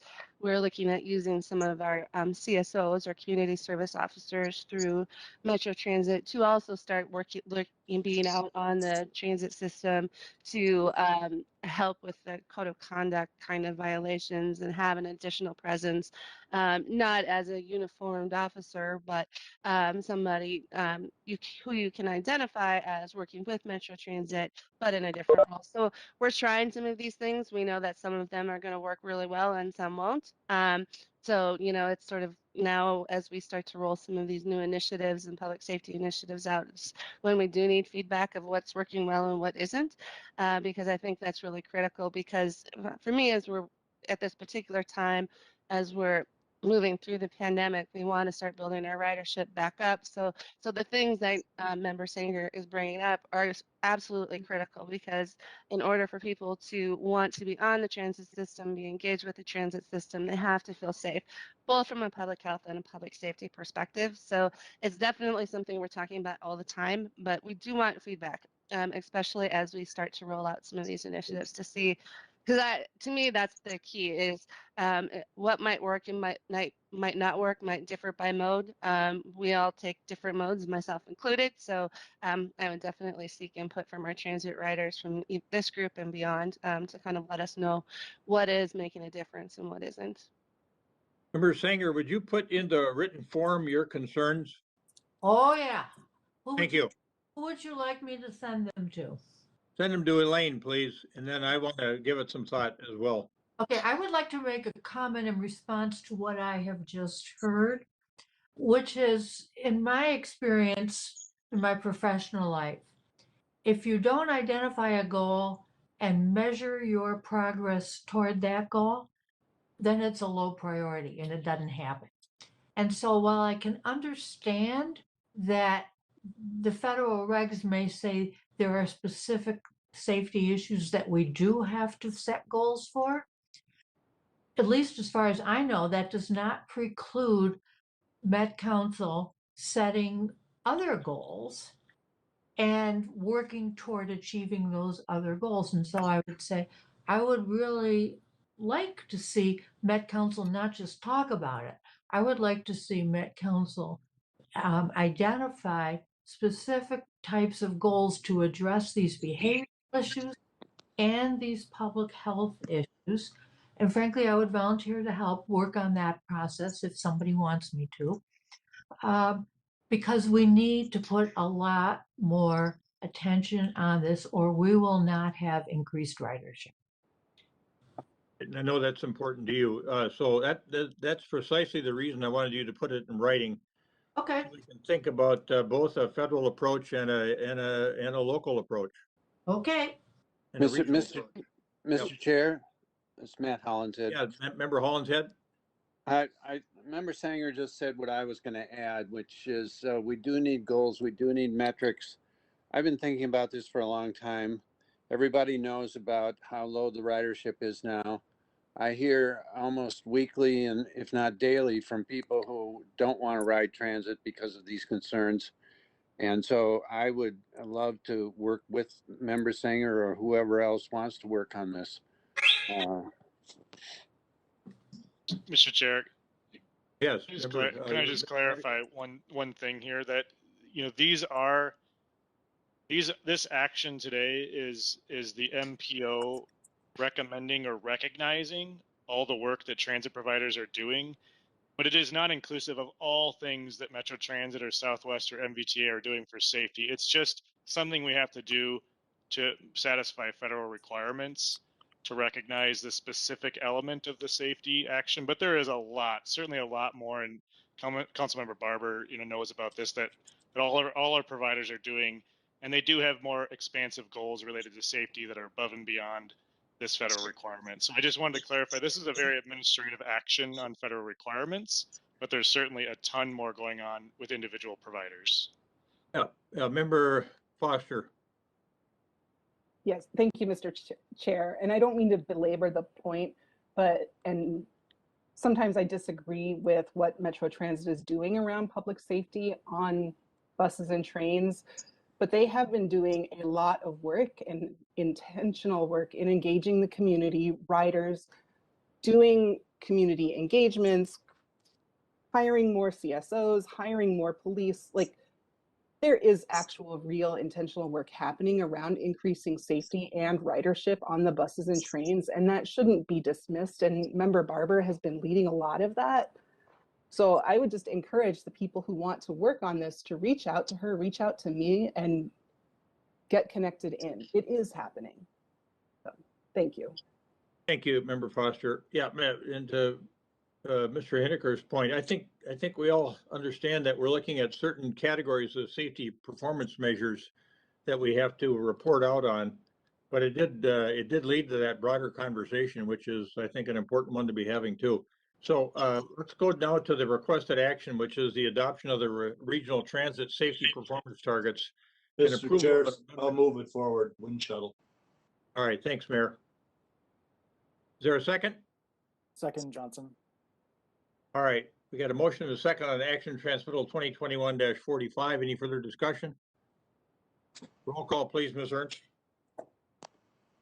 Anderson, Aye. Bailey, Aye. Barber. Aye. Barnes, Aye. Morass, Aye. Crimmins, Aye. Dugan, Aye. Foster, Aye. Martinson, Aye. Geisler, Aye. Giuliani Stevens, Aye.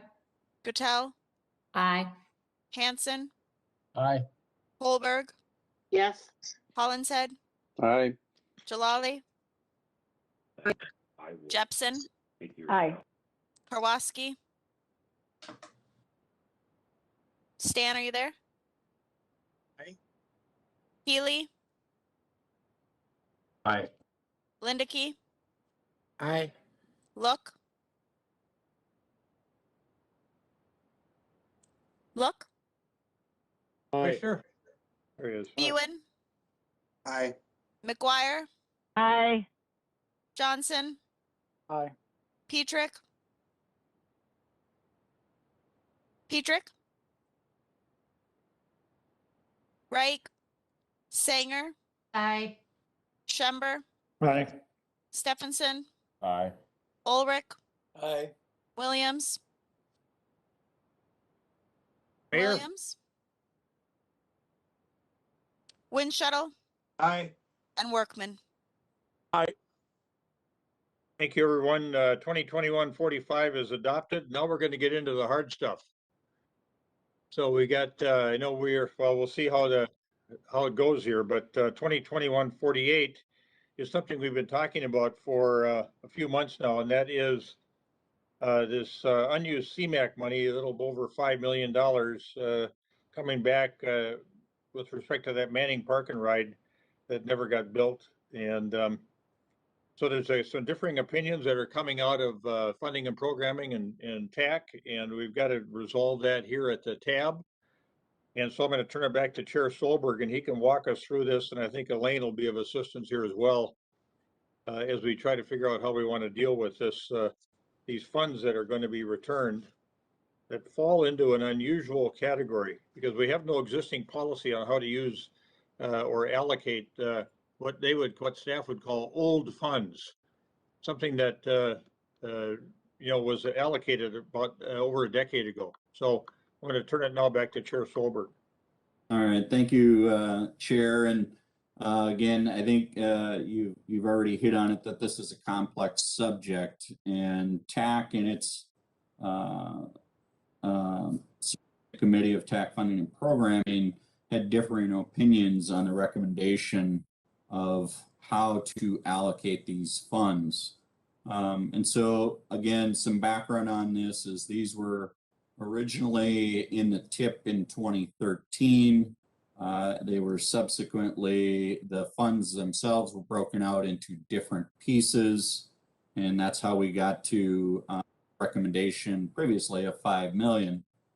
As that 5 million came back to TAC Funding and Programming and eventually TAC, some of the discussions did center around how is the best use of these funds? Are they considered new funds? Are they considered old funds? And so one of the discussion points that we had at TAC was, well, what is FTA's recommendation, or what is FTA, what are their thoughts on the funds? And FTA has been, I think, clear in it that these funds are at the discretion of TAB. They are not advocating that they have to move immediately for use, nor are they advocating that they should be moved into a future solicitation. It really is at TAB's discretion. One thing to keep in mind, and this is general information, is that anytime a federal agency has allocated funds, they like to keep track of how quickly they are spent. So FHWA has a process where funds are unused for a year, you go on a, for all intensive purposes, a naughty list. FTA has not indicated that that is a position that they have on these funds. That being said, there was a lot of discussion, again, going back to what funding and programming had recommended, which was that these funds should go to the I-494 park and ride in Woodbury. In part, some of the technical reasons, technical and professional reasons, and we tried to hold our committee to that, was that the 494 park and ride is or can take that money very quickly and use it on a project. The project is developed. It, I believe, goes into construction starting next spring. And the funds, a vast majority of that 5 million, 4.5, are readily available immediately for disposition on that project. That being said, TAC had a motion to that point, and it did end in essentially a tie, 9-4, 9 against, and 4 abstentions. Some of the discussion that went around that was really the fact, in part, that the funds, while we can categorize them as old, some may think that they're new funds. Again, they are new for disposal. In part, then what are the closest policies that we have to drive a professional technical decision coming from the technical advisory committee? To that end, the technical committee really did then go to the next motion, which was to recommend that they move forward to the 2022 solicitation. And what we understand is that the Gold Line can, if at that point, can apply for those funds in the next solicitation. They can advance their project as the funds would be immediately available. And so from TAC's perspective, we also added the additional motion on that, which was for to refer the federal funding reallocation policy and funding to the Funding and Programming Committee. Not that there is a large policy decision to be made here, because these are very, very unique funds, but because there was not a guidance from TAB that TAC or Funding and Programming could make a technical decision on. So that's where, again, I mentioned that discussion about the technical components of this are, again, that project that was recommended at Funding and Programming is ready, is available. Those are very distinct positions that we can map out and say that's a good reason to use funds. At the TAC level, the team went more towards, we have policies in place. We should not go against any of those policies to use funds, regardless of their unique nature. And with that, where TAC did recommend, as I said, that these funds should move forward into 2022 for the next solicitation. There is much more to that discussion from TAC, but at this point, I've given you a summary, and if there's any questions, I am more than happy to answer them. Great. Thank you, Chair Solberg, for that good explanation. Let me go to Elaine and see if she has anything that she wants to provide in the way of supplemental information. The only thing I would add is just to clarify, when John says the money's available, I talked with Bill Wheeler at FTA, the $4.5 million is unspent, so that's available right now. The $540,000 that was spent would need to get reimbursed, and that'll take a little bit of time, but within a few months, we would be hearing from FTA when that's available. But that is also going to be quickly turned around of how that would get reimbursed and come back. All right, and then just a reminder, Elaine, from our October meeting, I think we determined that this was a one-time situation and maybe didn't require a policy change, but we were going to talk about it again in November. So that may be something that people want to discuss again as well. So in summary, what I got was that the FTA said it's up to the TAB to figure out how to use the funds. The TAB has no existing policy on how to use or allocate funds from this era or this that were issued that remote in time. The TAC said they can't make a decision without policy direction. And as pointed out, the situation is very unique. And funding and programming said, I think, take the highest scoring project in transit, which was the Gold Line. And TAC said, no, that's contrary, it's contrary to policy to select a project in this way. So we've got to figure out what to do with this funding. And I hope that little summary is helpful as well. I'm going to go to Member Keeley and then Mayor Winchell. Thank you, Mr. Chair. Well, I thought John did a pretty good job of articulating what I've heard about the TAC discussion, and it seems to me that the recommendation that he's proposing to move it into 2022 regional solicitation is, in my mind, is the only option, because expediency, because there's another project that's shovel ready that can take the funds, almost furthers that discussion we had at our last month's meeting about the integrity of the process, and that, projects that eventually, for whatever the reason, get pulled, that money needs to come back through the same process that it went through the first time it was awarded. And that, I think, the only way to ensure the integrity in our process is put it back in, let it go through the 2022 solicitation, and let the projects that score the best get those funds. To divert it to any other project just seems, I certainly wouldn't vote for that under any circumstances. That would undermine what we do here and the integrity of our process. So I think the recommendation is spot on. It follows our established policies and rules and allows for that merit-based scoring for projects to get the funding. I'm going to go to Elaine quickly. I was going to call on Mayor Winchell, but Elaine, did you have a comment? Yeah, I just wanted to add the money being that it's available now or the remaining soon, even if it's in the next solicitation, if we do ask projects to indicate if they can get earlier money, because sometimes we do get more money, and we expect now with the new infrastructure bill, we ask our applicants, can you start your projects earlier? And if they can, we can give them the earlier money. So this money could be given to a project that can start earlier, so we don't have to wait till 26 and 27 to spend it. If a project says they could start in 23, we can provide that when they're selected. Thanks for that clarification. Mayor Winchell, then Commissioner Karwoski. Yeah, I was just trying to understand.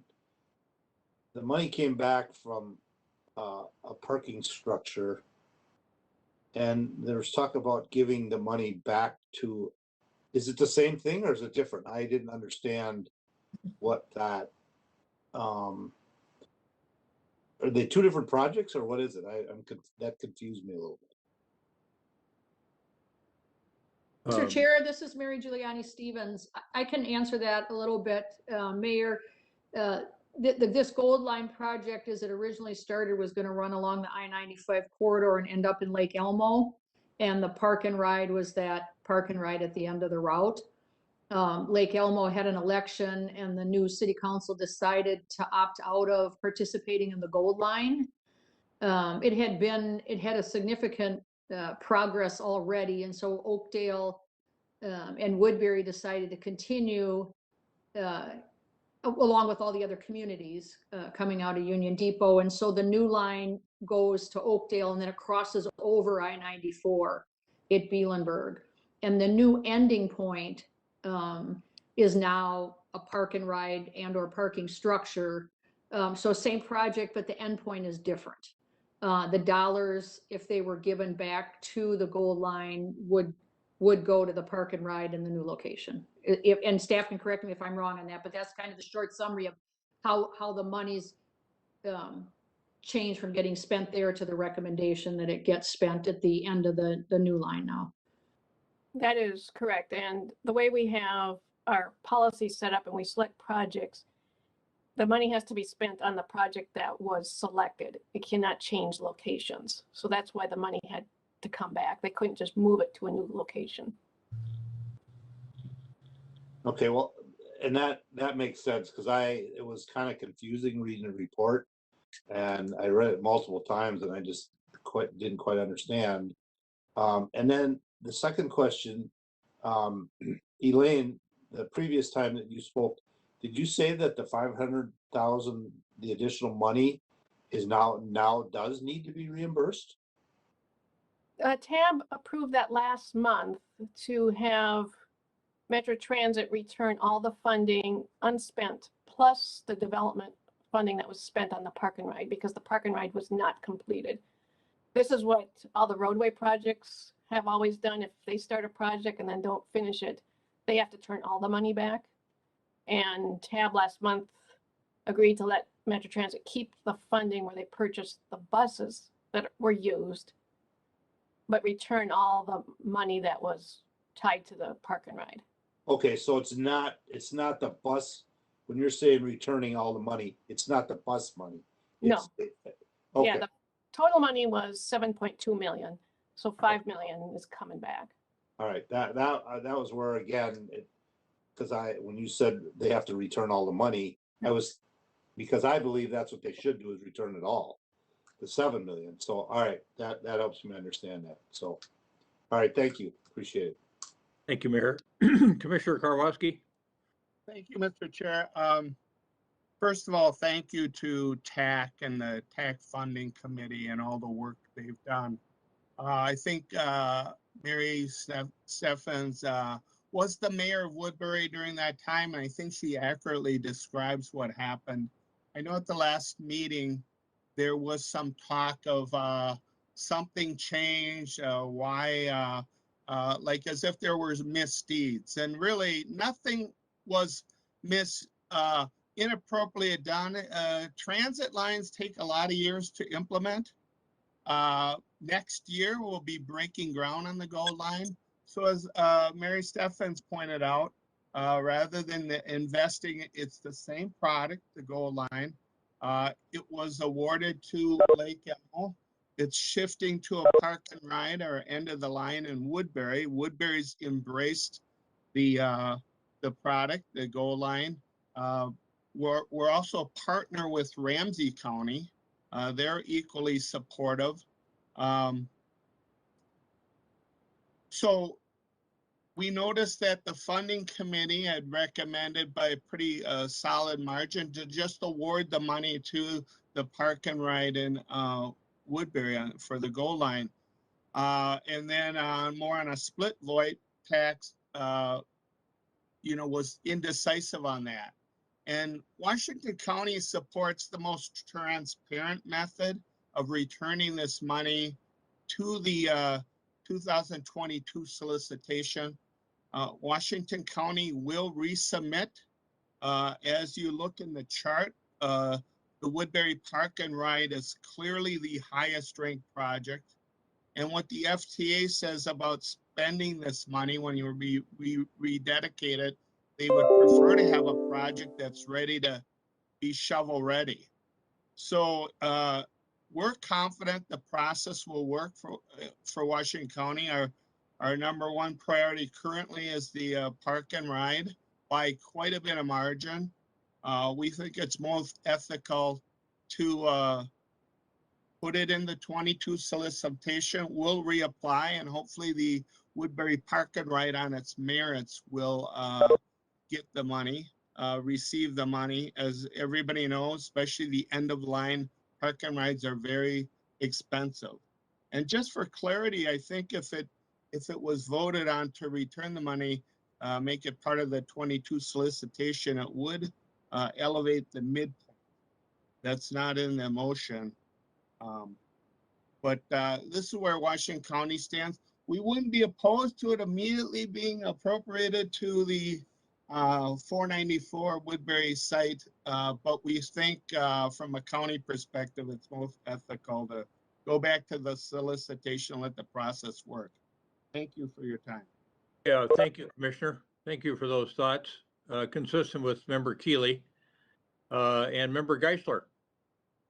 Thank you, Mr. Chair. First comment is I am fine with the recommended motion before I get into my question here. The question I have is why aren't we treating this in the sense that we overprogrammed to deal with this process, deal with extra money coming into the system all the time anyway? That's the specific purpose of overprogramming. And so I'm kind of wondering why we're not following that process. But again, I'm fine with what we're talking about here. I just want to understand how staff decided to change to not follow the overprogramming process. That's a good question. I'm going to go, Elaine, do you want to answer that? Or before I go to Commissioner Ulrich?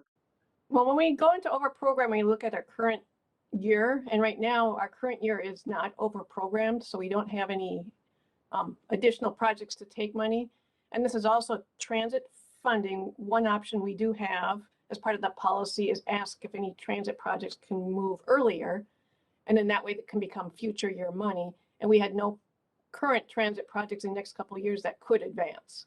So we went through that process.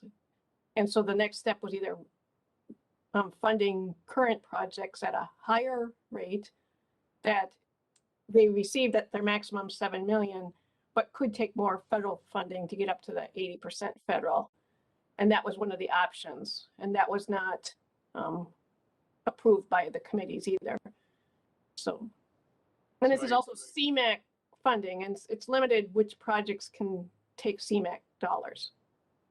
All right, Member Geisler, go ahead. Thank you.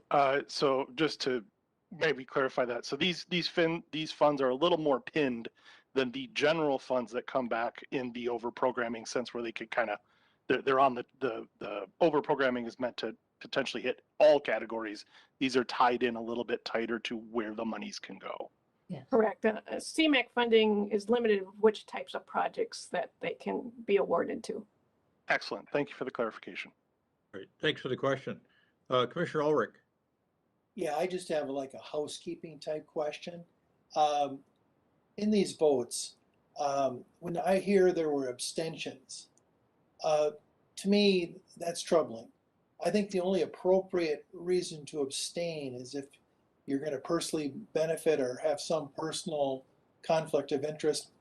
I think we should have an established policy on abstentions that what's an appropriate abstention? I mean, if you just don't want to vote or feel pressure to, and you just don't want to offend somebody, or you're not going to vote. I don't know that the reason the abstentions were people abstain, but I think that's troubling.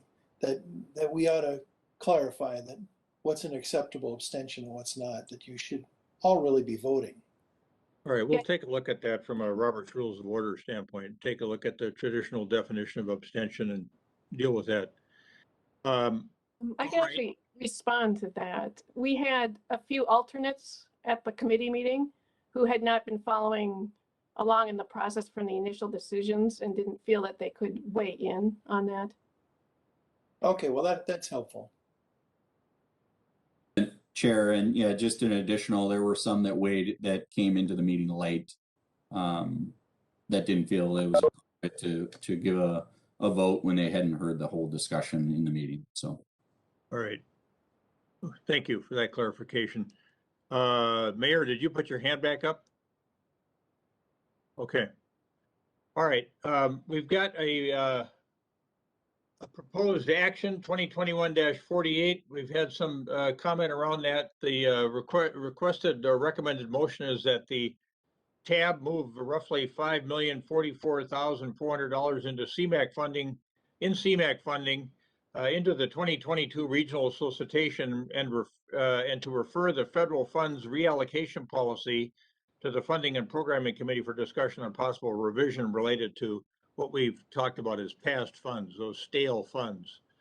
Is there someone who cares to make that motion? So moved, Mr. Chair. Karwoski, so moved. Thank you, Mr. Commissioner. Is there a second? Second. Who was the seconder? Sanger. Sanger, I thought that was you. Thank you, Member Sanger. Any further discussion? Roll call, please. Anderson. Aye. Bailey. Bailey. Barber, Aye. Barnes, Aye. Morest, Aye. Crimmins, Aye. Dugan, Aye. Foster, Aye. Martinson, Aye. Geisler, Aye. Giuliani Stevens, Aye. Gotell, Aye. Hanson, Aye. Holberg, Yes. Hollinshead, Aye. Jalali, Aye. Jepson,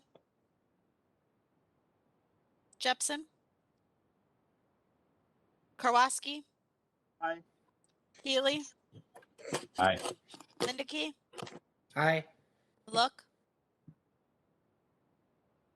Matt, Buell, Aye. McGuire, Aye. Johnson, Aye. Pedrick, Aye. Sanger, Aye. Schember, Aye. Stephenson, Aye. Ulrich, Aye. Williams, Coughlin, Aye. Windshuttle, Aye. and Workman. Aye. Thanks again, everybody. With respect to action transmittal 2021-49, we have approval of the recommended motion. We'll move on to the next matter now, which is 2021-49. This is another matter that we've been discussing over the last couple of meetings, and that is the potential distribution of $20 million of what's called Coronavirus Response and Relief Supplemental Appropriation Act funding to the state aid communities. That was the discussion we had, I think last month, that we determined that it should be going to state aid communities, which would be counties and cities, I think over 50,000 in population. So that is the matter before us, and I'm going to turn now to, I think, Amy. Who's got, John, you going to take this one? Yeah, I think I still have this one, but if council staff want to chime in afterwards, they may have some additional information. Okay. Thank you. So thank you, Chair. To this item regarding the distribution of 20 million in Carissa funds, this did come back through the technical committees. Short answer is technical committees did review the information again on the various options in front of us, which is one, transportation revenue loss, which distributes the money through the state aid formula to cities and counties, cities greater than 5,000. The second option, which was new projects from the 2020 funding cycle. And then the third, really more fully funding the existing projects, all of which are in your packet. TAC did review these items, and again, some of the discussion that surrounded that were, one, that they felt the Carissa funds most closely aligned with the transportation revenue losses. They were provided for immediate spending and to offset loss of revenue due to the coronavirus pandemic. Other discussions surrounded really the availability of the funds that have to be spent before, I believe it's September 30th of 2024, and new projects would be difficult to get online and authorized before that time period, as we're already in now what is November, and likely would not be until at least December of 2021 to get the go-ahead to move forward, and then the selection of those projects. Third, to more fully fund the existing projects, and that was looked at as, well, there were a large number of projects, approximately 41, that could use the funds. There is also a process that takes to go through, would take additional staffing potentially, whereas the revenue loss follows an existing process that is easily replicated from the greater Minnesota process that distributed 20 million in funds. Ultimately, again, the discussion, there was further discussion about the tab, comments about what could some of this go to transit.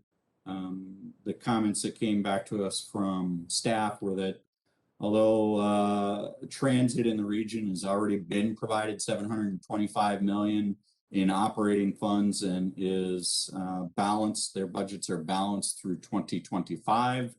This is essentially only $20 million that is going to our local cities and counties to offset operating deficiencies. One of the other elements that came up as well is that these funds could be used retroactively back to January of 2020, as there were comments about how much or what is the eligibility for cities and counties to use the funds. And again, these are very wide open. And so you can see the pros and cons that were listed from TAC and its various committees, but ultimately, as I said, unanimous decision to recommend that these funds, that TAB recommend these funds be used for revenue losses utilizing the state aid distribution process. And that concludes my comments, unless you have any questions. Questions for Chair Solberg?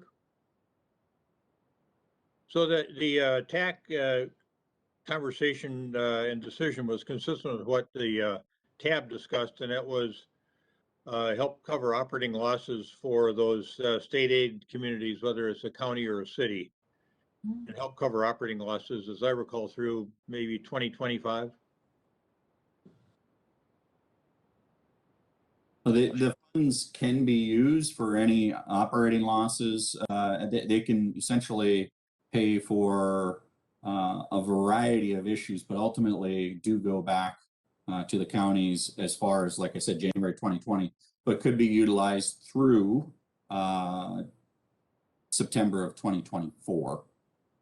So they could choose to stretch those funds out throughout time, but as in relationship to how FHWA would see those funds, they would see them distributed as soon as state aid pushed them to the cities. So over the last couple of meetings, we've been talking about this matter and option 1, 2, 3, and we, steered the TAC in the general direction of looking at option 1. We could handle this a couple different ways. We could do discussion like we've been doing, or we could take a motion and then do discussion. So the recommended motion is that the TAB recommend distribution of the $20 million of Corona Response and Relief Supplemental Appropriation Act federal funding to the state aid communities to cover transportation revenue losses. And those state aid communities are shown on the appendix to the action transmittal. Is there a motion to that effect? So moved, Anderson. Second, Geisler. Wood Shuttle, second. Okay. Motion Anderson, second. I got either the mayor or member Geisler, one of the two. Let member Geisler take it. All right. Now let's go to discussion on this one. Is there any discussion? Mr. Chair, this is Matt Hollinshead. When we talk about state aid, we're talking about state aid roads and highways, right? Is that right? And what is revenue loss in terms of a state aid road? I understand for transit you lose ridership and you lose fares. What is revenue loss for a state aid road? I'm trying to get my head around that. Chair Solberg. Yep. So in part, what we're talking about is the state aid distribution process, which is maybe a little bit different than just using state aid. To that point, revenue loss in state aid is really tied to the revenue loss that the state of Minnesota, the Department of Transportation received in gas and motor vehicle sales tax, lease. And so those revenues were not distributed to cities and counties that fit that 5,000 or higher for cities or counties in the state of Minnesota. Okay, that answers my question. They're at a loss for those funds. Yep. Okay. Okay, other questions? I see another hand up. Member Jalali. Thanks. My question is sort of building on the one that was just asked, and it's really a clarifying one. What do we mean when we say transportation revenue losses exactly? Like, what are all the types of examples of things that would cover that our communities are facing? Mr. Solberg? Chair, so these are a little bit different than typical state aid funds in that these are available for cities once they receive them to pay for employees, pay for a new vehicle. It's anything that really falls within their public works realm that cities take care of. So typical state aid funds wouldn't be as flexible as these. These are 100%, so they are at the city's disposal for their use in anything dealing with infrastructure, taking care of them, funding them, maintaining them. So when we say to cover the losses of revenue, are we talking about people aren't applying for tabs and we tax on that, so that's a source of revenue we don't have? People buying less transit fare and there's revenues that come from that. If ridership is down or not as many passes are bought, we're losing money on that. Like, that's what I'm trying to get at, is what's the hole that we're trying to fill, and what does that mean in this context? Chair, and again, in this context, people were not early on in the pandemic stopped renting vehicles. Sales tax coming from that would have come to the state and then been distributed. Same with sales of cars, license fees, where some people may have delayed that, as I think that was made available to the public. So that's where those losses come from. Thank you, that's really helpful. So the proposal and motion, as I understand it, is we are down in all those revenues, so that's money we don't have as local jurisdictions. This is used to basically cover that, and then we could use that money to address any eligible needs in our community now that that's the designated funding source. I'm checking my understanding. That's the spirit of my question. Yes, Chair. So I don't have the exact details on everything that it covers, but and I'm wondering if Dan Erickson from our state aid office is on,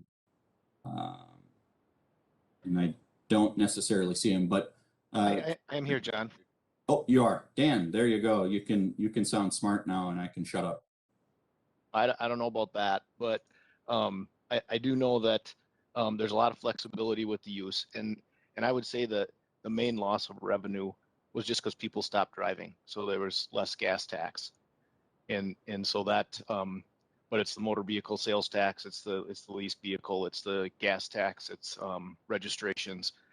It's all of that was down during COVID. And so I think MnDOT Finance worked to use that as justification with the FHWA in order to create the flexibility with these funds.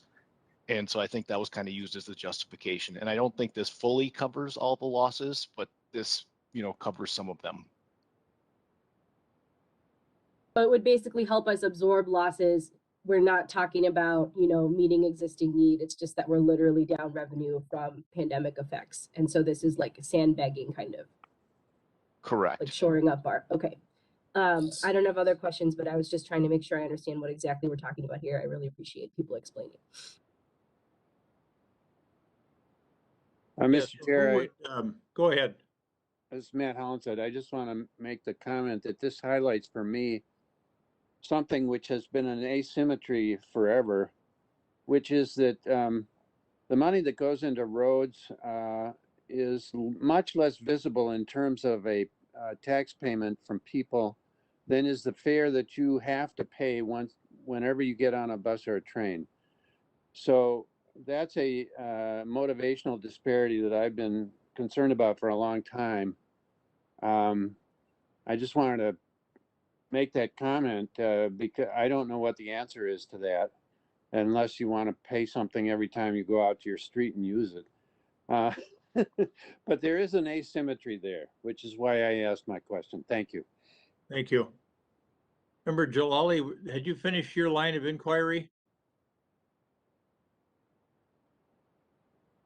Yes, I mostly wanted to just ask clarifying comments to get to the heart of what we're talking about and get specifics. So that was very helpful. Is my hand still up or something? No. Okay. I welcome others' thoughts on this. I mean, my honest reaction so far is it's not glamorous to use COVID money to just fill the holes that we have in our budgets, but it's also just real and it's part of what we're trying to balance. And so I certainly understand the intention of the motion, and I would like to know what others think as well. Thank you. Thank you. Question for Chair Solberg. Will MnDOT release something with regard to the extent of the flexibility on the use of these funds on a local basis?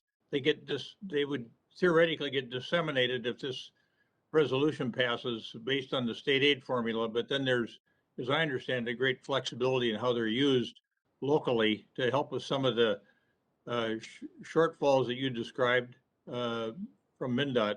But is there going to be any kind of memorandum or anything else provided as to the extent of how those funds can be used in a flexible sort of way?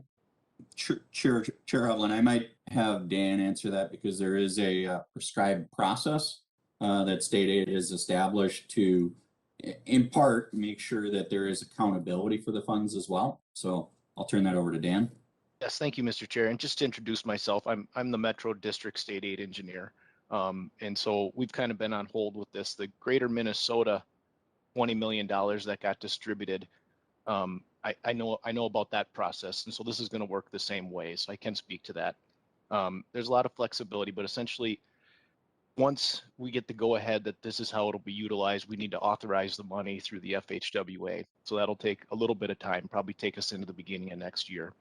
And then once it gets off, the whole chunk of 20 million gets authorized, we've already determined what each city and what each county would arrive at as far as funding. And then they basically have to report to state aid how they intend to use that money. And once they declare how they're going to use it, then state aid would distribute it directly to the appropriate city or county. And then they have to also track how they use it, and they have to report on how they use it. And so each year they use any of that money, they will have to send in a report. So we're encouraging them to use it as quickly and as efficiently as possible so that they don't have any more reporting requirements than are necessary. But yes, they basically will get the money wired into their account for their use, and they'll report on how it's used. And the process is it's established through was established for the Greater Minnesota distribution, and it's gone off without a hitch. So it should be very quickly distributed. Very, very good. Member Johnson. Thank you, Chair. The clarifying question I have, and I appreciate the question about, what is this replacing for revenue that's missing? Do we have any estimates of how much of this whole $40 million across the entire state is able to cover? I mean, if we can get more specific for the Metro, but if it's $40 million coming into the state, how much of this revenue loss is that actually able to replace? And Dan, I don't know if you have the latest number, but Chair, I'll just quickly, I believe the number that was in the Metro well over $30 million statewide. I'm not sure what that is, Dan. Yeah, Mr. Chair, I believe that number just in the state aid revenue losses, and that doesn't include all the other losses that local agencies have acquired over the COVID virus timeframe. But I think it was like 33 million between the counties and the state aid cities just in the Metro. And I don't know the state aid or the statewide number, so I can't help there. Sorry. But any further questions? We've got a motion and a second with respect to action transmittal 2021-49. Hearing no further discussion, roll call, please. Henderson. Aye. Bailey. Barber. Aye. Thank you. Barnes. Aye. Morast. Aye. Crimmins. Aye. Gann. Aye. Foster. Aye. Martinson. Aye. Geisler. Aye. Jelani Stevens. Aye. Gotel. Aye. Hanson. Aye. Solberg. Yes. Hollinshead. Aye. Jalali. Jalali. Sorry, Jepson. I thought I said. Jepson. Karwoski. Aye. Healy. Aye. Linda Key. Linda Key. Look. Aye. Buin. Aye. McGuire. McGuire. Aye. Johnson. Aye. Petrick. Petrick. Sanger. Aye. Schember. Aye. Stephenson. Aye. Stephenson. Aye. Ulrich. Aye. Williams. Or Coughlin. Coughlin, aye. Windshuttle. Aye. And Workman. Workman.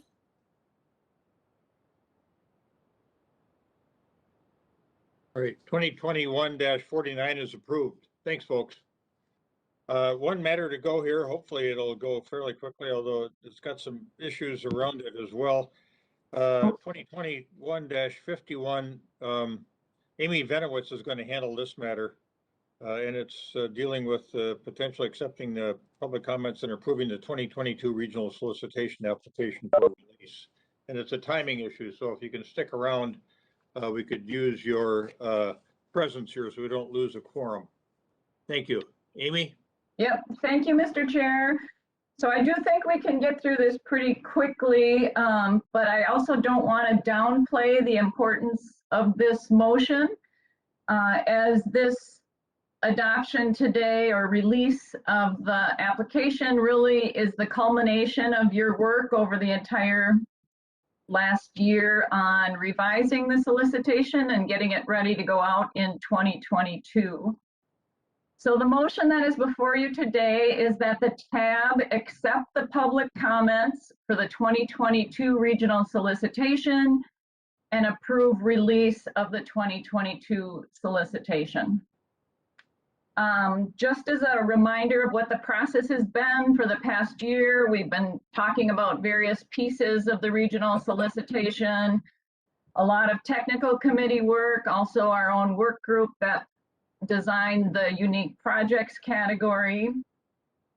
That all came together into a draft application, which you discussed over 2 months, August and September. And in September, we put it out for release for public comment. So at this point, when we get the public comments, the typical process is that the action comes directly back to the full tab. It does not go back to the technical committees. And it's really in your purview to look at the comments. I will tell you, none of the responses at this point are recommending any changes other than, I should correct that, there are a couple technical changes. But overall, for the comments, we are accepting them. We did respond to each of the comments, as you can see in the public comment report. We are not specifically recommending any changes to the solicitation, but that is within TAB's purview if, based on the comments received, you now choose to make additional changes. So a quick summary of the comments that we received.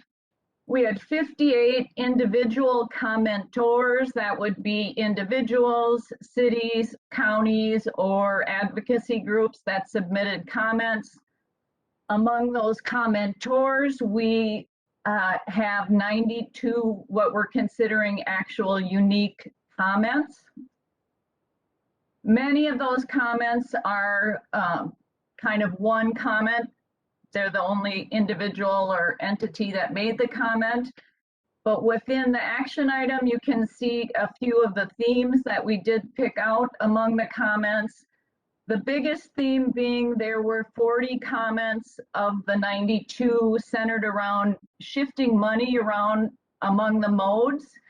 It wasn't always consistent in how the commenter desired the money to be shifted, but generally, the majority of the commenters were supporting shifting funding out of the roadway categories into transit, bike and ped, or at least one of those categories.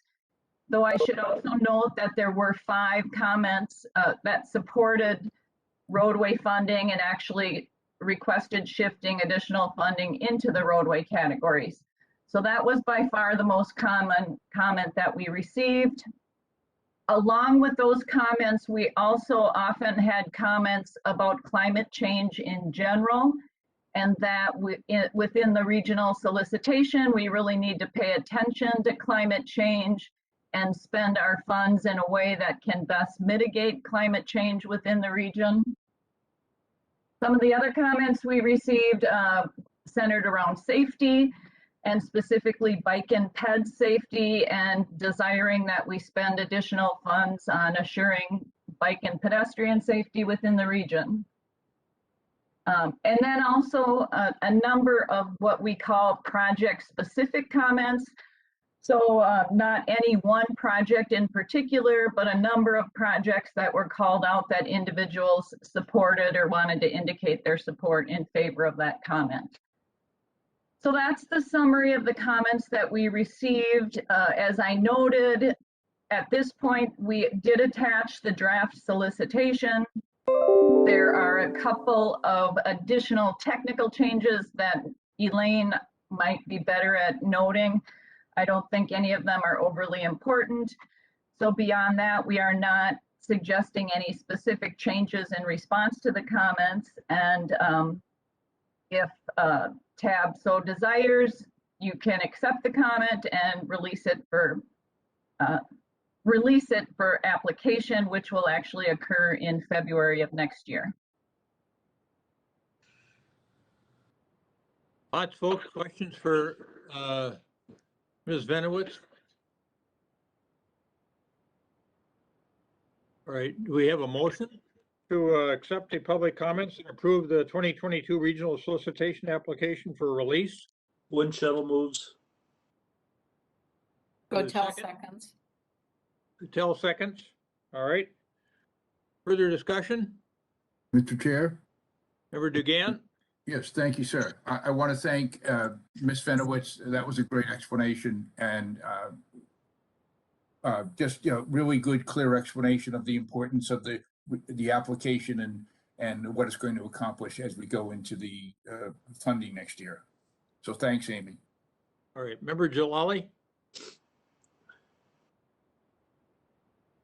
Thanks. I simply wanted to acknowledge the process to solicit these comments and the feedback that we did get from the community. I'm very encouraged to see the strong support for continuing to lean into climate mitigating strategies and just increase the balance of funds that are going toward bike and pedestrian travel, and really shifting away from roadways. I think that's pretty compelling that a very, very clear majority of comments wanted to see that direction. I know that we waged a big discussion about that a couple of months ago and that it was really valuable. So I just want to mark that progress. I clearly was part of that effort, and we did not prevail on our vote, but I also am heartened to see that there's a lot of community desire for that. So I hope we keep that conversation open in future solicitations, and just wanted to thank people who submitted feedback to us. It really helps us make these decisions. Thank you, Member Jalali. I think you've asked that overarching question, and that is how do we go about addressing climate change and the work we're doing at the TAB? And that's something we should be having a conversation about as we move along here. So let's keep that in the back of all of our minds. Any other further comment? Otherwise, we'll go to a vote. Thanks for sticking around, incidentally. I know we went about 35 minutes over here. Ms. Ernst, roll call, please. Anderson, Aye. Bailey, Barber, Aye. Barnes, Aye. Morass, Aye. Crimmins, Aye. Dugan, Aye. Foster, Aye. Martinson, Aye. Geisler, Aye. Giuliani Stevens, Aye. Patel, Aye. Hanson, Aye. Solberg, Yes. Hollinshead, Right. Jalali, Aye. Jepson, Karwoski,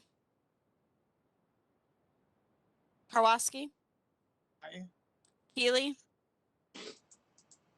Aye. Lindicky, Look, Aye. Bewan, Aye. McGuire, McGuire, Johnson, Aye. Pedrick, Reich, Sanger, Aye. Schember, Aye. Stephenson, Aye. Ulrich, Aye. Hovland, Aye. Winshuttle, Aye. and Workman. No Workman? Okay. 2021-51 is approved. Thank you, folks. Thanks for sticking around. It was some great work done today. Really, as they say, a content-rich agenda. Thank goodness we didn't have any informational items to deal with. So I'm really quite appreciative. I hope you all have a great Thanksgiving. Yep. And we'll be back to the heavy lifting again next month. Yeah, happy Okay. Happy Thanksgiving. Thanksgiving. Great job, Mr. Chair. See you, Thank everybody. you.